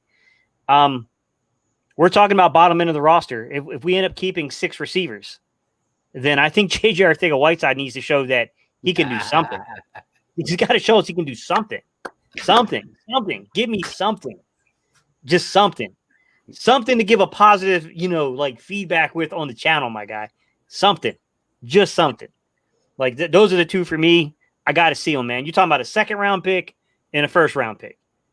Come on, man. We invested in y'all. You got to give us something. Right. I'll say that defensively is tough because there's more veterans on that team. But I'll say defensively, the guys I want to see, Milton Williams. I think Milton Williams is going to get a lot of play. So I'd like to see Milton Williams take off against a common opponent. I want to see what he can do.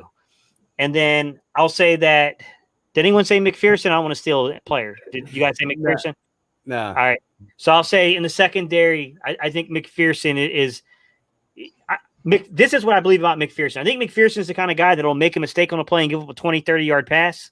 And then I feel like he's the kind of guy that defenses or offensive coordinators are going to then try to go back to him again, but he plays with reckless abandonment, and he's going to take one to the house.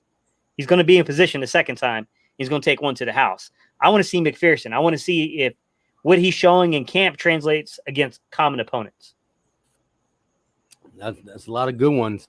I'm going to try not to take anybody's because I was a big on a McPherson. I was big on a Quez Watkins. So on the offensive side, I'm going to want to see on the offensive side, I want to see Jordan Howard, and he's a veteran. But the thing is, being DNP'd with Miami last year, not being able to get on the field for Philly at the end, coming back to Philly and not really getting no PT. What happened to that bulldog that was with the Chicago Bears? What happened to him? So I want to see him flash in a game like, oh, wow, we got a legit power back that, can put his head down and go up the field. So I want to see something. I want to see the revival of Jordan Howard. I don't know if they'll give him much. Another player on offense would be, I want to look at one of these, let's just say Andre Dillard. He's going to get playing time. That's a good one. He's going against the third best defensive line in the league right now. Maybe Sweat and Derek Barnett are too much for him. We know his weakness more was a bull rush than being finesse. He got quick feet. He's going to have to show something. Again, just to be able to be a depth piece behind Jordan Mailata. Steve said he might get cut. I don't want to go that far, but to not be traded, I want to see if you can flash against NFL players that, Steelers got a good D-line. But again, we're talking about our D-line for a reason. So if he's struggling against our D-line, how mad can we be if we're putting these guys on a pedestal as well? So I'll go there. And again, there's only so many offensive players, and I'm going last. So I'll go with Jordan Howard, a veteran who just disappeared, and Andre Dillard, a first-round pick. And on defense, Kavon Wallace is somebody I want to see. I had high hopes coming out of Clemson. B-Dog gave him a little, yo, you that dude. Not that dude, but shout out to you for going to the Eagles from Clemson, blah, blah, blah. He talks a good game on Twitter, and Ronnie McLeod is getting older. He's getting older. He's coming off some big injuries. Can he play the whole season? I think Ronnie McLeod was playing his best football the end of the season right before he got hurt. I think him and Anthony Harris as a tandem is underrated. Is underrated. I think people are talking about Nelson and Slay. Anthony Harris and Ronnie McLeod will be a decent safety tandem. I like it. But Kavon Wallace is next up to me. Andrew Adams, a veteran, but more of a special team player. Jacoby Stevens, a hybrid linebacker safety. Kavon Wallace, 4th round pick out of Clemson. I want to see you flash in the preseason. I haven't heard your name be called in training camp. And the other player on defense, we went Sweat. We talked about the D-line, is Derek Barnett, 1st round pick. He's shown flashes. Consistency has been the biggest part, the biggest weakness from him. But if our defensive line is as stout, is even better than last year, plus the back end being secured with the safety tandem and the cornerback tandem, it's going to put take a lot of pressure off these linebackers, which is our weakest link. Not saying they're completely bad, but weakest link. So I want to see Derek Barnett flash just because of the pressure that's being put on him with Josh Sweat coming to take his snaps. That's my 2. Kavon Wallace, a young guy, and Derek Barnett. I definitely like them. Can I say something real fast? And I hate to say it while it's an op in here. A Dallas guy, Blue Chip something, asked about the Hall of Fame. Y'all got Giants guy. He is. Oh, Giants. Oh, okay, damn. But he's a Sixer fan. He's a Sixer and Giants. Okay. Well, then I kind of like you. You know what I mean? Yeah. But I don't give a damn. Like, say the truth. But quiet as kept. Let's really dissect our last 3 or 4 first-round picks, or we can go back even further. Oof. You talking about Derek Barnett, Andre Dillard, Jalen Reagor? They all got question marks, yo. All of them. That's a problem, man. Like, I don't want to be Debbie Downer or whatever the case. Well, I'm gonna say Daniel Downer because damn sure ain't no Debbie. I don't want to be Daniel Downer or whatever the case may be, but it's been bad. It's been bad. Howie, I think that you had a good draft last year. I think Reagor is not a bust. I don't think Reagor is a bust. Does he have question marks? Yes. I think that you definitely hit with Smith. Hopefully he can stay healthy. You know what I mean? But when you just go back years and years and years, it's like, dude, like, what's going on? You know what I mean? Like, after Carson Wentz, your first round picks has done nothing. Like keep it real. 2017, we didn't with Derek Barnett. I ain't gonna say done nothing. Derek Barnett definitely he won a championship. He was part of the reason we got Super the Bowl. Yeah, Super Bowl winner. You already know. But has he been first round talent? Is the question. Yeah. And the answer is hell no to the no. And I like Derek Barnett. You know what I mean? But then you go Andre Dillard. Has he been first round time? He ain't even been on the field. Then you got Jalen Reagor last year. You know what I mean? Questions there. But I will say, and I did see somebody comment, and they was right. He was getting open the last, I want to say 4 or 5 games. Who? Reagor. Reagor. With Jalen, he was getting open.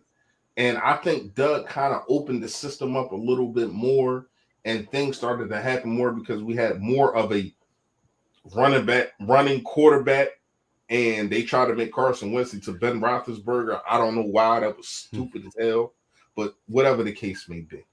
So I did see some flashes, and I always told y'all, and I still stand firm on this.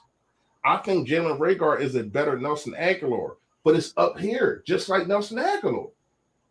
A guy that when you get him the ball in space, he can make a guy miss. As much as we grinded Nelson Aguilar about the overhead passes he dropped, about these passes that he did, whatever the case may be, for all them years that he was on the team, he was the best at getting yet. That's facts. He was the best at making a play when the ball was in his hand. I think Jalen Reagor is the same thing. Use these guys to their strength. I've been preaching this and saying this for a while. He came out of college second to CeeDee Lamb in yards after the catch in college. So Jerry, so all the guys, Justin Jefferson, Jerry Jeudy, Henry Ruggs, all these guys, he was second to CeeDee Lamb with yards after the catch, and we haven't seen plays ran for him. I mean, we were using Jalen Reagor solely as a deep threat. Like, he can do that, but that is not his only and sole function. So I agree 100%. But real quick, shout out to Drew with the $2 super chat. I knew it was going to get brought up before we ended here. We went too long without it. He said, when is Deshaun Watson coming? All love, Kings. I'm trying to stay away from that. I know, but I didn't make a video about it, man. I ain't even make a video about it. Go ahead. I'll let y'all comment on that. I'll talk after y'all talk, man. All right, so I'll tackle that one, Mike. Pull that one back up on screen real quick. Oh, this one too, yeah. Yeah, so he says, because it kind of goes into his original comment. It says, Coach, who's to say those 2 or 3 first-round picks will amount to anything? Watson has proven. Just keep him away from the happy endings table, laugh out loud. So I'll give you my objection to Watson. Good, that was a good one. But I'll give you my objections to Watson. It's not the player. I think Watson's a top 5 quarterback in the league. My objection to Watson is the contract structure past 2021. So while he's only, a top 12 quarterback, so even if people don't agree he's a top 5, I think you'd be hard-pressed to find anyone who doesn't agree he's not a top 12 quarterback. Getting that guy for $10 million, sure. That's a ridiculously good value for 1 year. The problem is his 2022 cap figure is $35 million. That's the issue. And that's his base salary. No, I'm sorry. That's not even his cap figure. My bad. That's his base salary figure, which we would be on the hook to pay. So essentially what happens is that if the league goes to $208 million, and that's an if, we don't know that to be factual yet. If it goes to $208 million and we increase by over $20 million in the cap next year, you're still looking at a big shortcoming here to get that $35 million under, right? Because we're scheduled to only, with that increase, only have $12 million of available cap. So you can't really do much with your money this year if that's the case, because you're going to need to roll over every dime you have from this year. You're going to have to defer it from this year into next year, okay? And you still don't have him under contract at that point. You're still short the money for the $35 million. By the way, of the 90-man roster we have in camp this year, 46 players are playing on 1-year contracts or expiring contracts. 46 out of 90. That's over 50% of the roster. So how are you going to get Watson under contract? People next year. Yeah, exactly. Extend guys like Goddard. Extend guys like Sweat. Extend guys like Derek Barnett if they do. Miles Sanders is coming up exactly. And Jalen Hurts. Avonte Maddox. All these dudes, man. What's his name? Eric Wilson. Okay. They're all 1-year deals. Eric Wilson, Anthony Harris, Steven Nelson, all those dudes are 1-year deals. So you're bringing Watson in, you're giving up draft capital to give him, you're strapping yourself financially. What's the team around him going to be in 2022? Because you're going to have to. Somebody's exiting the Eagles if you do that, and by somebody, the players that would have to exit are very easy to identify. I think there's only 4. We have 4 guys next year that are scheduled to make almost $20 million or more. One of those guys makes like 19, and the other 3 guys are $20 million or more. One of those guys is Fletcher Cox. Somebody will be absolutely out the door if you make that move just because of the financial implications behind it. So, I mean, I'm not going to say it will or won't happen. You know what I'm saying? You can never say something will or won't happen. You know the old saying, guys, where there's a will, there's a way. But there's going to be a consequence for that type of move. It's going to be a pretty big consequence. Yeah, and to go off that a little bit more, team like Miami's a team that's pretty much set up to you got teams that are set up with contract wise and money wise that could get a guy like Deshaun Watson and they got 3 to 4 years to figure things out before guys expire. But because of our problems trying to extend the Super Bowl run, pushing the can down the line, being in a COVID season, giving all these guys a 1-year deal. So we have guys, like you said, the Miles Sanders, the Dallas Goddards, the Derek Barnetts, the Josh Sweats. These are 4 guys who are our core. These are our core pieces to the Eagles who are in their 20s, early 20s. Miles, Sweat, Barnett, and Goddard. These are guys who must come back to the Eagles, especially if they flash this year. And then you got the guys we just signed in the prove-it deals. If Nelson balls out, well, he should be Eagle longer. He's only 28 or 27. Yeah. If Eric Wilson balls out, he should be Eagle longer. Anthony Harris, Kerrigan, if he shows he got more in the tank, maybe he gets a 2-year deal. I don't know. And that's why I said. But the biggest reason is this: I can't give up no capital for a guy who, as much as people say he's probably going to play, he's not going to be that bad. And I don't know if he's interested or not. But the way the NFL works, look, Ezekiel Elliott got proved that he didn't do it and still got big time in suspension. Ray Rice thing was horrible and he's done. And so if this case at any time takes a turn for the worse, there's a chance that he doesn't get to play again. I know it's slim, but could you imagine giving up capital and then he's not playing anyways? And for those who keep saying, well, we could fleece him, we could give him like a 3rd round or a 1st round only to get him. The Houston Texans have never came out and said, because of these allegations, we'll take less. They still want the same. It's not even, they don't even have to say that. I seen somebody, I can't remember who it was on y'all live yesterday that said that. And I almost threw my damn iPad. Jalen, shout out to Jalen. Jalen Williams is the one who said it. Oh, yeah, Jalen, you my guy. I almost threw my damn iPad, Jalen. Are you kidding me? 3rd round pick? Like, come on, that's not never going to happen. But I think Jalen was saying that he would be in favor. I know exactly what he's saying, but he's wrong. I don't think he was implying. I don't think he was implying you could actually get him for a 3rd round. I know it was you, Jalen. You was tripping like them girls in a scary movie, man. You was tripping, brother. What's up, Cryptolicious? I just noticed you in the chat, man. But so crypto. But can I point out one point about that? Okay. You said, but Watson is liquid. We can sign him for 1 year and trade him if he doesn't rock. So here's the thing. Carson was liquid too until 2 things happened. Number 1, he had the guaranteed in this contract that kicked in. And then number 2, no trade clause. And then number 2, later on, he had that option, the roster bonus that kicked in was an extra $10 million. You have to really know the fine details of Deshaun Watson's contract, because if you were just looking at Carson Wentz's contract before those things kicked in, you wouldn't know those things were in the contract. You get what I'm saying? Like, so you got to be careful because it might not be as liquid as it looks. Hey, it might become I'm gonna tell a huge deal. I'm gonna tell you how you was tripping. Even though I don't like it, men lie, women lie, numbers don't. The numbers of the last time we seen him on a field is not 3rd round, whatever the case may be, even with the allegations, bro. It's not. I don't like it. I would love to try to do that or whatever the case may be. But my whole thing is, how you gonna pay him? That's my main situation. You cannot pay this dude. Like, Howie is reconstructing, and when we say reconstruction, right? and Gates, I know you know what I'm talking about, Mike. I know you know too. People think as soon as they hear reconstruction, they think that money that we owe them is gone. No, it's pushed back.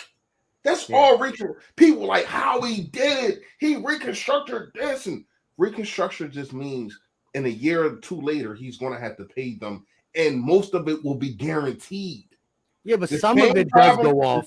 The same problem that we was in before, and he did do a good job of being able to. I don't know how the hell he did it. I don't know how he got Steve Nelson signed for $3 million, but whatever. The problem is the situation that we was in at the beginning of the season being what was it, 27 million over the cap? We're going to be just like that in 2 years, probably next year. When you're going to have to sign, if Jalen Hurts is the guy, you're going to have to sign him, because remember, he's not a 1st round pick. He's a 2nd round pick. It's no 5th year option. So you're going to have to sign him. If he shows up this year, you're probably going to have to sign him at the end of the year. You're going to have to sign all the guys in charge of his name. Derek Barnett, Dallas Goedert, Josh Sweat, Miles Sanders. The list goes on and on. How in the hell you think we're going to be able to pay Watson? What the hell, Mike? What's going on? My bad. My son downloaded that one. Super Mario. Let's go. Yeah, that was my edge. I ain't even gonna fry. I come from that era. But how in the hell are you going to be able to pay this guy $40 million a year? You're not going. It's not happening.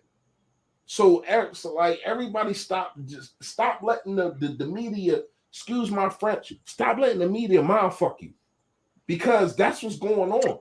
Y'all listening to these guys, these beat reporters, the same way they doing Jalen Hurts. Jalen Hurts has 2 amazing practices. They say diddly. And as soon as he has a bad one, here it comes. Because, and I meant to say this earlier, but I didn't want to bring up the name because I know we was going to get into this.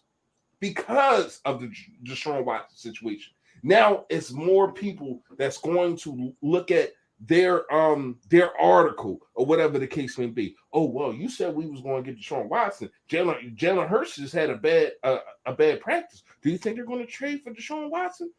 We don't got the money, man. We don't. Not now. Yeah. Not in the long haul. So just stop it, y'all. But, yeah, it's definitely rough. At the end of the day, again, I just can't fathom it until I get some clarity with what he's doing. I think he's a top 5 quarterback, and he instantly makes his team better, especially with the skill players. Again, some of the kicking the can down the line is some of it getting kicked down the line, but some of the money sometimes does come off of the cap for the simple fact he turns it into signing bonuses and stuff like that, which doesn't affect our caps. I mean, Jeff Lurie's still paying that, but listen, Jeff Lurie is I think the Eagles, they said it on the Fanatic the other day, is $3.8 billion it's worth or something like that. But the cap is what? 185 mil. So there's ways where Howie says, Jeff, you know, you're still coming at your pocket, but it's off the books. But some of it does go down the line, but some of it also comes off too. But we got to stop kicking the can down the line. The only reason I was really for it this year is because if there was ever a chance that we needed to, I don't know why, but ever since I switched something on my internet, like where I put it, I got to go back. When I put the green screen now, I don't know if I'm glitching, but it looks like I'm glitching. No, you good. I don't know what the hell that. Oh, that's your regular joint. Look like a green iceberg behind you. But it's just construction paper. I'm cheap. Hey man, if it worked, you ain't cheap. You doing it right. Yeah, right. But so real quick, I do want to shout out Vic 3 and the Nest Out West, who will be going live at 9:00. Vic 3 said, I can't make my own channel because I can't keep up with the grind. But he's gonna start doing it. He's gonna be part of the show. The East meets the West for the Nest Out West. So definitely, if you want to check that out at 9, we will be off before 9. We got 18 minutes to get to 2 hours. We might as well rock, I guess, the 2 hours. You know what I mean? So and we will be back for all pre-games. Remember, when football season's here and the games are on Sunday, we will be here before the game. Are we doing it preseason or no? I mean, we can. It would be like I gotta see because usually them games it'd be like 7:30 at night. So and Thursday, we'll have to go live Thursday at like 5. You know what I mean? Some random time. I'll be at work, so but we will definitely be back for Sunday. So I think we should start it a little earlier. So because a lot of times we were getting off with like 5 minutes into the game, and I had to rush to do stuff. No, we just got to get off earlier. So we can do a half hour earlier to get off with a good solid 30 minutes to do what we got to do. All right. So what you talking like? Like if we got a 1:00 game, like 10:30, 11? Get on at 11, even 11 to 12:15ish is good to me. You know what I mean? Okay. Yeah. All right, we can do that. Because I used to be scrambling. Sometimes even when I do my play-by-play, I'll be like 2 plays in already, and I'm just starting to go live. It'd be wild. No, not this time, Tone.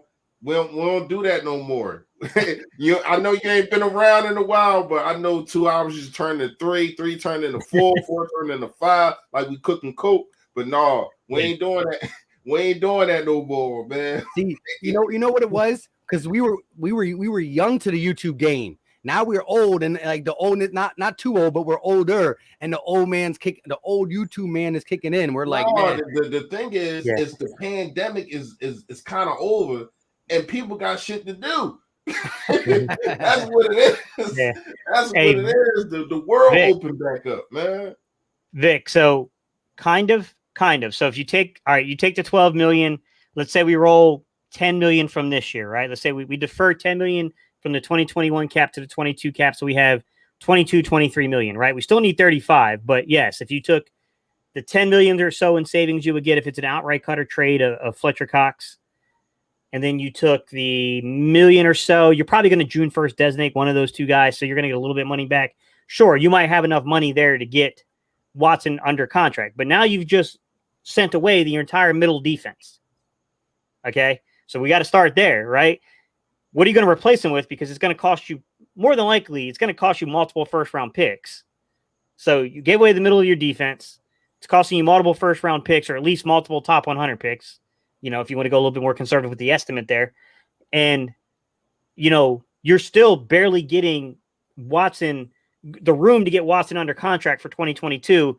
And now you still have all these extensions. You still need to have cap space to get, free agents you want to sign. You got to have enough cap space to get your rookie contracts, done, because while you do have the rule of 51, so you will have, the league minimum gets saved against your salary, right? So you're just adding one player and subtracting another player, so that money doesn't count. But the money above the league minimum you have to pay. So when you really look at it in its totality, man, it's going to be a lot bigger than that. Like, there's far more moves that's going to happen. Like, we're talking about a massive shakeup of the roster. Steve, agree with me on this. Mike, agree with me on this or disagree. I don't think that you really can. Mm-hmm. But as much as I hate to say it, his best fit is for a team like Washington. Yeah. They got a whole bunch of young talent and they got money. Don't let them know.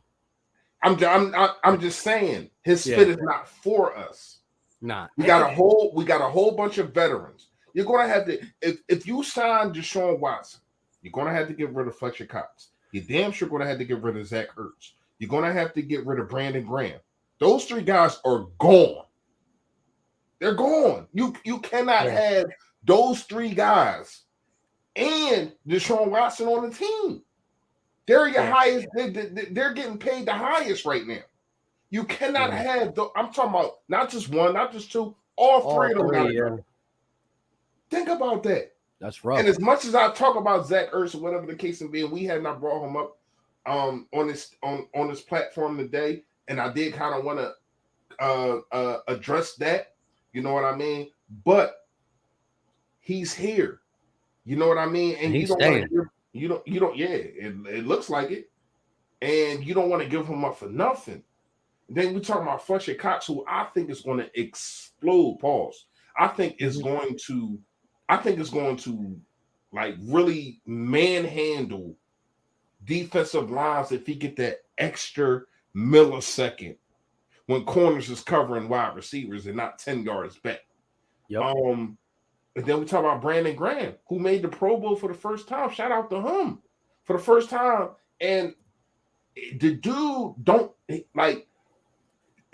it seemed like he's one of them fine wine dudes, man. It seemed like he's getting better as time goes. And because we all know, and I done said this on BBP, I done said this on my own lives, on my own videos. When Brandon Graham first came here, right? And they tried to play him at linebacker and all that kind of stuff, we were saying he was a first round bust. That's what I wasn't saying it, but people were saying he's a first round bust. I will never ever forget it. I followed the Eagles forever, yo. And I know what people were saying. I wasn't making YouTube then, obviously, but I know what people were saying. The same thing that they're saying about Rager right now is what they were saying about Brandon Graham. And Barnett. Exactly. And that's why I said that, because they were saying it about Barnett. But we got to understand systems matter. I'm not going to say guarantee, but I will put $25 down that Nelson Aguilar has a better season than he did last year with Oklahoma over there with the Patriots. It's about system. I don't care who you are. Yeah, and he had a better Brady does not have six championships without system. Now this year they had a whole bunch of talent and they went against a guy that didn't have an offensive line. Yeah. But he doesn't have those other five without a system. That's what it's about, man. Making a player not look better than what they are, but making them evolve to their peak within the system. And we didn't do that. And shout out to Drew because it leads into what I'm saying. Don't have Greg Ward filling punts. Don't have Boston Scott bringing kick returns. Exactly. These kind of things matter. Why do you think our special teams has been ass the last 2 to 3 years? Because you're not putting your speed guys in the right position.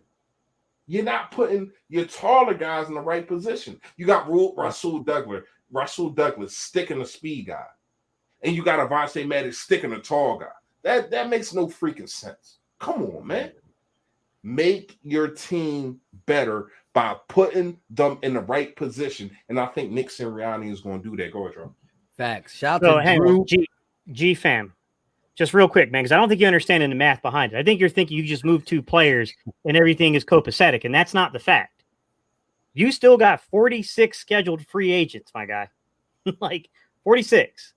Now, we know all those dudes won't make the roster, but a good 20 of them are probably going to be on this roster. All right?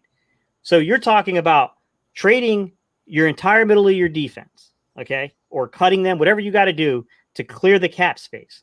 Giving away additional picks to go get one player who you'll barely get under contract for the year prior, the next year, which will be 2022. And then you got to figure out what you're going to do to get your roster built. And by the way, saying that just having that one player is worth it, no, it's not. Remind me again, how many games did the Texans win? How many teams did they beat with a winning record last year? They won 4 games and didn't win a single game against a team with a winning record. It didn't work out, and he played lights out. That's not how you build a winning organization. Yeah. And here's the thing. I don't want to be the team that has a quarterback that's in top 5 breaking records, but we only won 4 or 5 games. Again, you don't want to turn into the Houston Texans. And again, some of that goes on their defense and other players, but again, a winning recipe is what you want to build for this team. And I think he's a very talented quarterback, but it's just, again, I need the allegations to go, and then I can start thinking about it. But shout out to Drew Johnson with the $5 super chat. He said, "Sup, fellas? Rock with all you guys. Bird gang. How do you see the special teams unfolding?" Fresh hit it a little bit. I want to say this. I think our special teams is going to be a lot better in a sense of just change up some of the guys. If Nick Sirianni gets these guys fundamentally sound, I think we won't have as many penalties on kick returns and punt returns, and then just getting a guy like Rager or Huntley or someone of that skill set to be back there is going to change it. Like, let's be honest, Greg Ward, you can guarantee he's not going to fumble the snap, so there's no risk, but there's no reward. You're getting the ball, he's pretty much fair catching it, and if he doesn't, you get spotted 5 yards. That's about it. Now, the funny thing is, and the thing that really baffles me, is that this last year's coaching staff really put Jalen Rager back there. The dude returned a punt for a touchdown and never saw it. You cannot make this up. And this is just the smack in the face of just poor coaching. And I hate giving Doug that poor coaching term because he won us a Super Bowl with Frank Wright, who knows how big of a role it was. But at the end of the day, you watch a guy score a touchdown and never give him an opportunity in that situation is beyond me. Like, if my 6-year-old is playing Madden and he throws it to a guy and he catches the ball, he's going to be like, "Oh, that works. I'm going to keep doing it." Just common sense would it be like, I'm going to let Jalen Rager stay back there the rest of the year. You know what I mean? Yeah. My God. So, a couple things. So, G-Fam, just to answer your question, bud. So, I don't know if Watson will rework his deal, but understand if we rework his deal, what we're probably talking about is a restructure, which is you're going to kick the can down the road on the contract. It's going to come due eventually, right? You're going to convert some of that money into a signing bonus, and then you're going to prorate it over 3 or 4 years, creating dummy years on a contract. It's, you know what I'm saying? Like, it's the same things that put us in this situation to begin with would be repeating itself again, if he even agrees to do that. I don't see why he wouldn't, because he's still getting paid the same and he's getting his money right away up front. I don't know. Like I said, G-Fam, I can't tell you if the Eagles are going to make the move. I can tell you what the financial implications will be. I can tell you how it may or may not impact the roster, but I can't tell you how he's going to make the move. But the question I would ask you is, are we sure that Howie Roseman is kind of hell-bent on doing this? Because from what I saw, it was a Texans reporter who reported this, and then it immediately got shot down by everybody. That was not true. It was fake. Everybody. Yeah. So I ain't gonna lie. Like yeah. I think it's fake news. That's why I ain't even bring it up. Yeah. Yeah. I just think it's something for beat writers and people that write articles to get views or whatever the case may be. Like, I ain't gonna lie to you. I think this is just false. First of all, Howie, if you make that move, is stupid. We don't even know if he's going to play in the whole 2021-22 season. So to even try to make that move is asinine.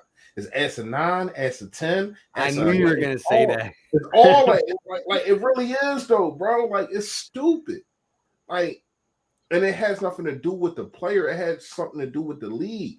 We know what the league do. Like you said, Mike, look what they did to Zeke, and he had no real evidence against him. All he had on video was him pulling the girl whatchamacallit up, which is not good, which is stupid. Mm-hmm. But still, that's still, what do you got, like 10 games, 8 games, something like that? Yeah. 6 or 8, yeah. 8 or 6, something like that, yeah. But that's what I'm saying. So you gotta understand, this dude got 32 allegations. 32. I know it was that many. That's a lot. I thought it was 22. No, yeah, I heard it was 32. I heard it was 32. I ain't really followed that closely. I could be wrong. Personally. Another day, another allegation. Is that what? I could be wrong. Excuse me if I'm wrong. I've been wrong. You might be right, Reese. I don't know. I haven't really followed it that closely, honestly. I swore it was 32.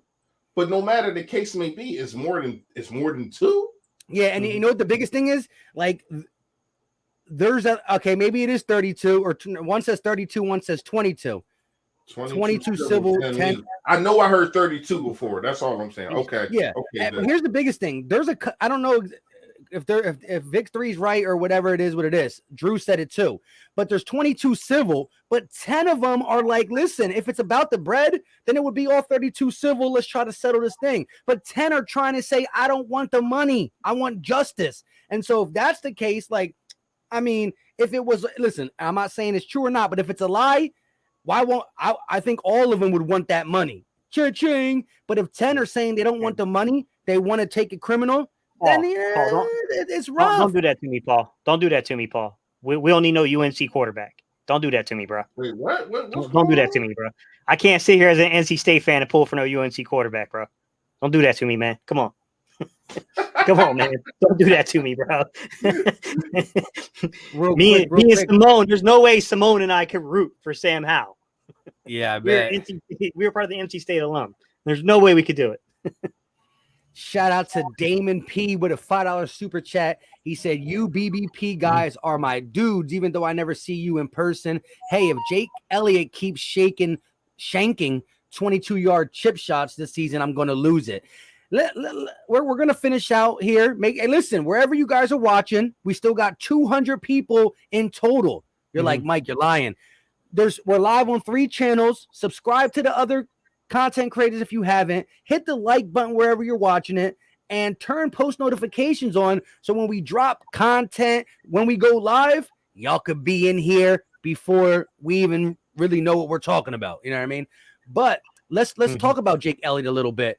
How much of Jake Elliott's blunders were the fact that he never knew if he was going on the field on 4th and 2 or Doug was going for it? Because we went for it an extreme amount of time where it's in his head, where he's like not mentally prepared than he is. Extra point. Are we going for 2? Are we not? How much of the up and down analytical decisions of Doug Peterson, I'm not going to put him out. I am going to put him out. I'm not going to put him out. Could that play in his head a little bit? Let me ask you guys that. It's a good excuse to make. I don't know if it's true. It's a pretty good excuse, right? I mean, look, did it play a role? Probably so, but I'll be honest with you guys. I'm not a kicker. I tried it one time, like in practice, just messing around, I could barely kick like 20 yards, bro. I'm so not that person.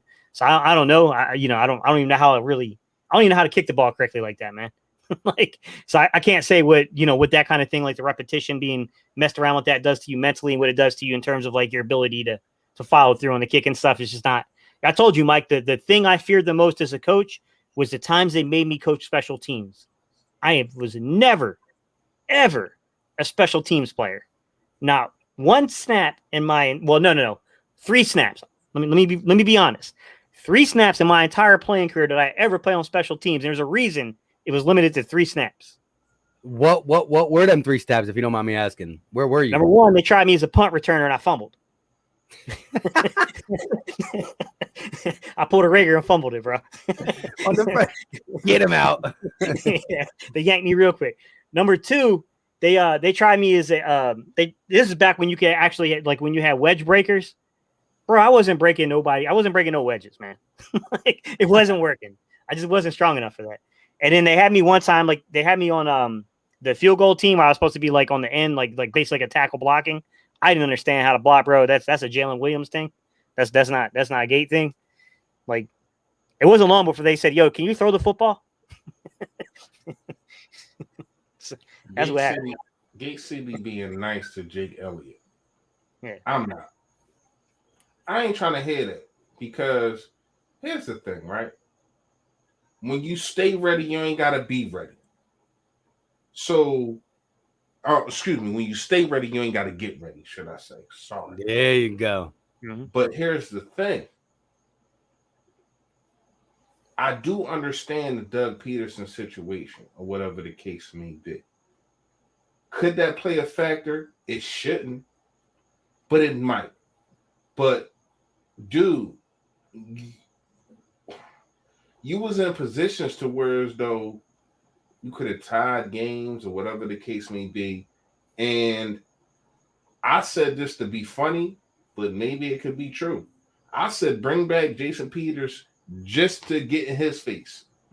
Remember in 2017 at the Giants game, he told him no more misses. No more misses. I don't think that dude missed a field goal. That dude missed a field goal all year after that. No, he did miss one in the Super Bowl. He missed something in the Super Bowl, right?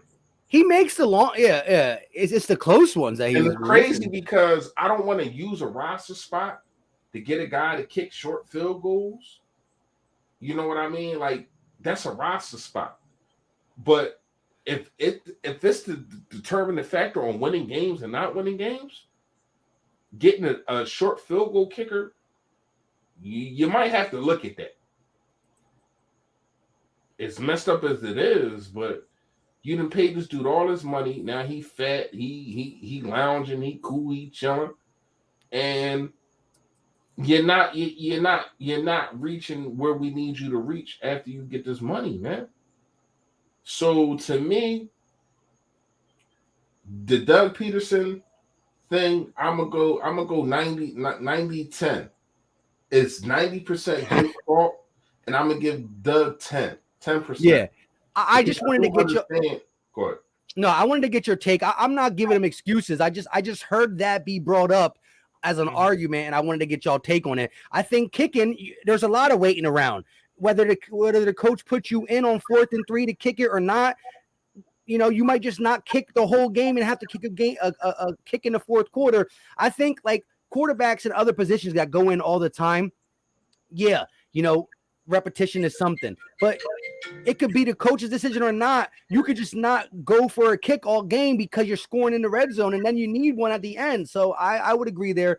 But here's the thing. Last year was like the worst season for Jake Elliott, so I'm interested to see how he bounces back. But that could have been a position, as Paul Mancini said, you bring in some competition at kicker and just try to feel things out. He is getting paid a lot of money. We paid him. But just to bring in a kicker could definitely light a fire behind him. But real quick, shout out to No Pro Sports with the $10 donation. Yo, Mike, love your channel and content. Keep up the work. Appreciate it. And once again, we still got 185 people through all 3 platforms. No Pro Sports. If you haven't checked out my guy Gate City or Philly Fresh, definitely check them out. They do content like I do. We all drop videos throughout the week, 8 to 12-minute videos, and then we drop live streams solo and together. This is called BBP for a reason, because when Steve is live streaming by himself, it's just Gate City. When Philly Fresh is Philly Fresh. But this is Battlebirds Podcast. And with that being said, we are at 2 hours and 4 minutes, and Antonio's probably thinking in his head, ha, they said 2 hours. They going to slip up and catch a third one and a fourth one. But no, we're not. we about to get out of here. I want to make sure. Jalen, I didn't even get a hand on nobody playing the end, man. I ain't gonna lie to you, bro. I have never. I told you I started off coaching. This is a real story. I started coaching Pop Warner football when I was in the Navy, and one of the guys I was linked up coaching with in Suffolk, Virginia, was like, "Hey, I got this camp I volunteer with. They got this crazy, talented player out there that they're going to be running some drills with. They're going to be doing some special teams drills. Do you want to help?" Like, my first real gig was really just setting up drills for Percy Harvin to field punts. That's really what it was. Like, it was my first real gig, man. And I've always avoided special teams, man. I hate coaching special teams. Hate it. Like, hate it with a passion. To me, it is the most underappreciated part of football. Right. It is. It's so underappreciated, and it's so much harder than people think to do it. There you go. With that being said, Fresh, are you good?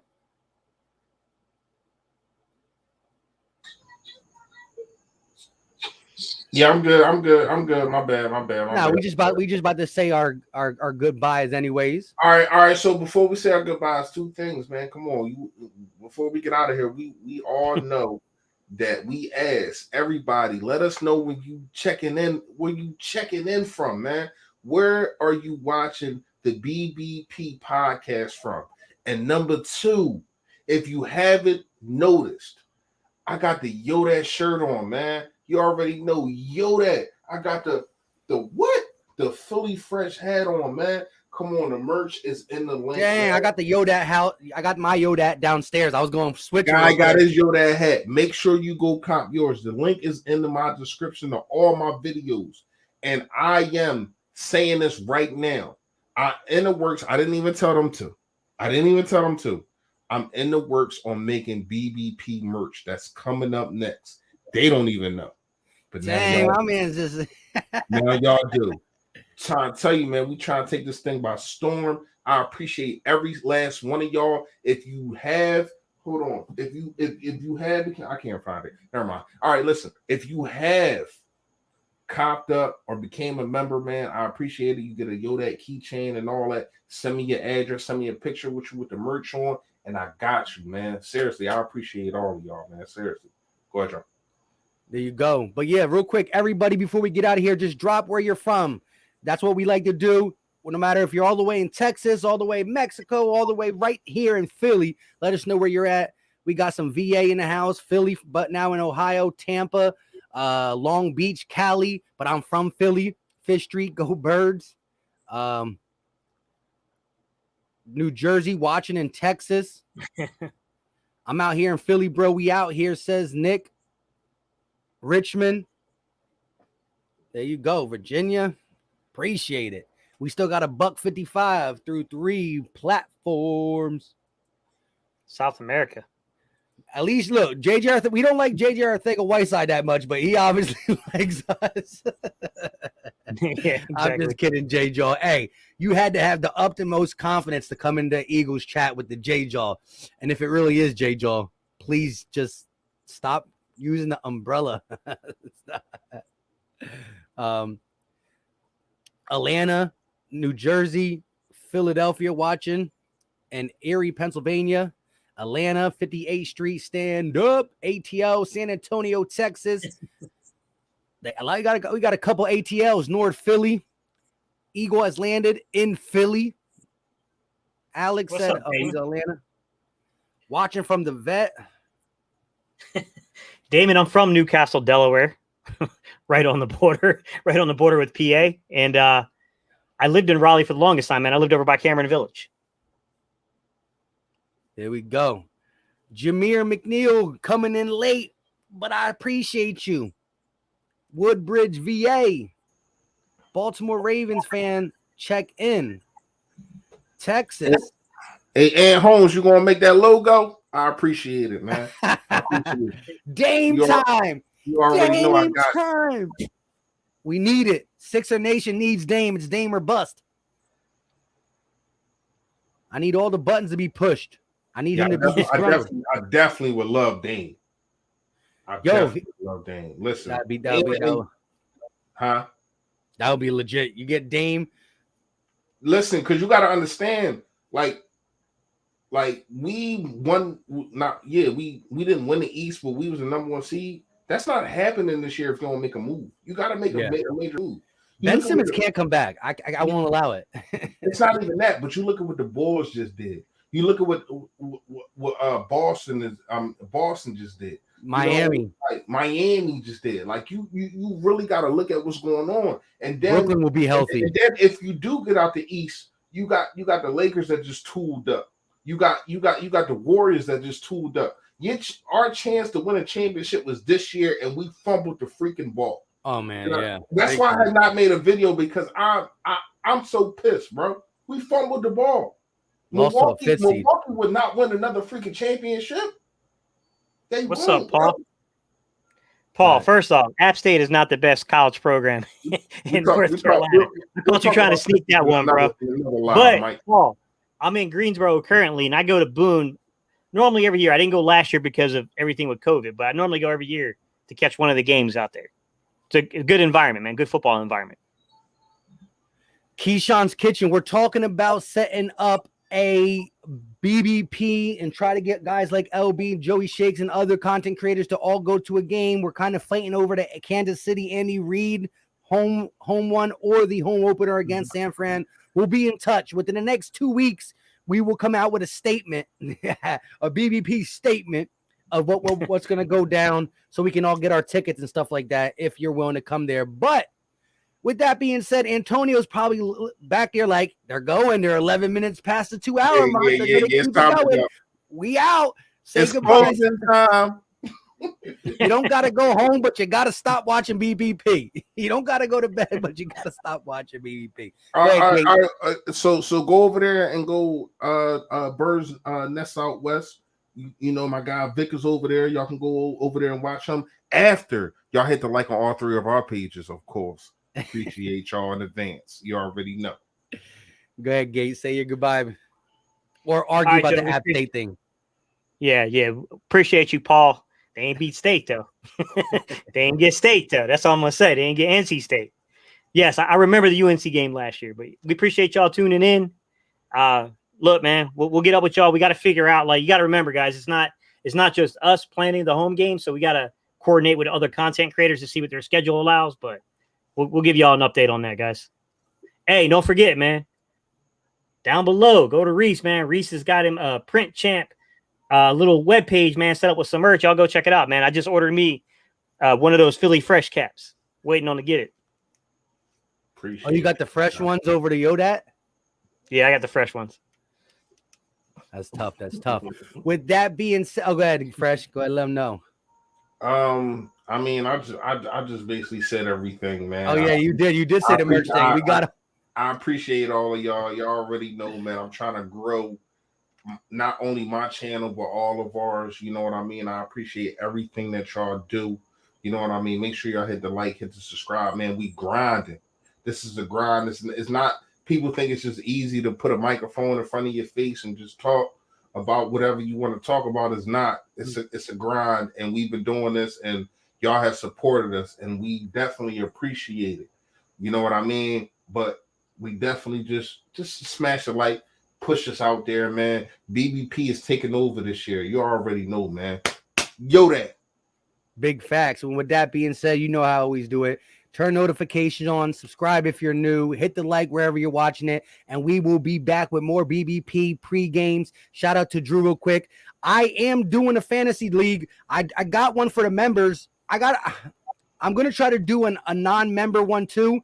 I'll figure some stuff out, but Philly Fresh won the first Philly Talk podcast fantasy league. He won what, 500 or 400? I don't remember, man. I don't know. I spent that in one day. Yeah, Loving it. But until next time, stay tuned. You don't want to miss out on the fantasy draft. And even if Gate or Fresh has one, and the best way to never miss a video, hit the bell. Until next time, y'all know what time it is. We out. Peace.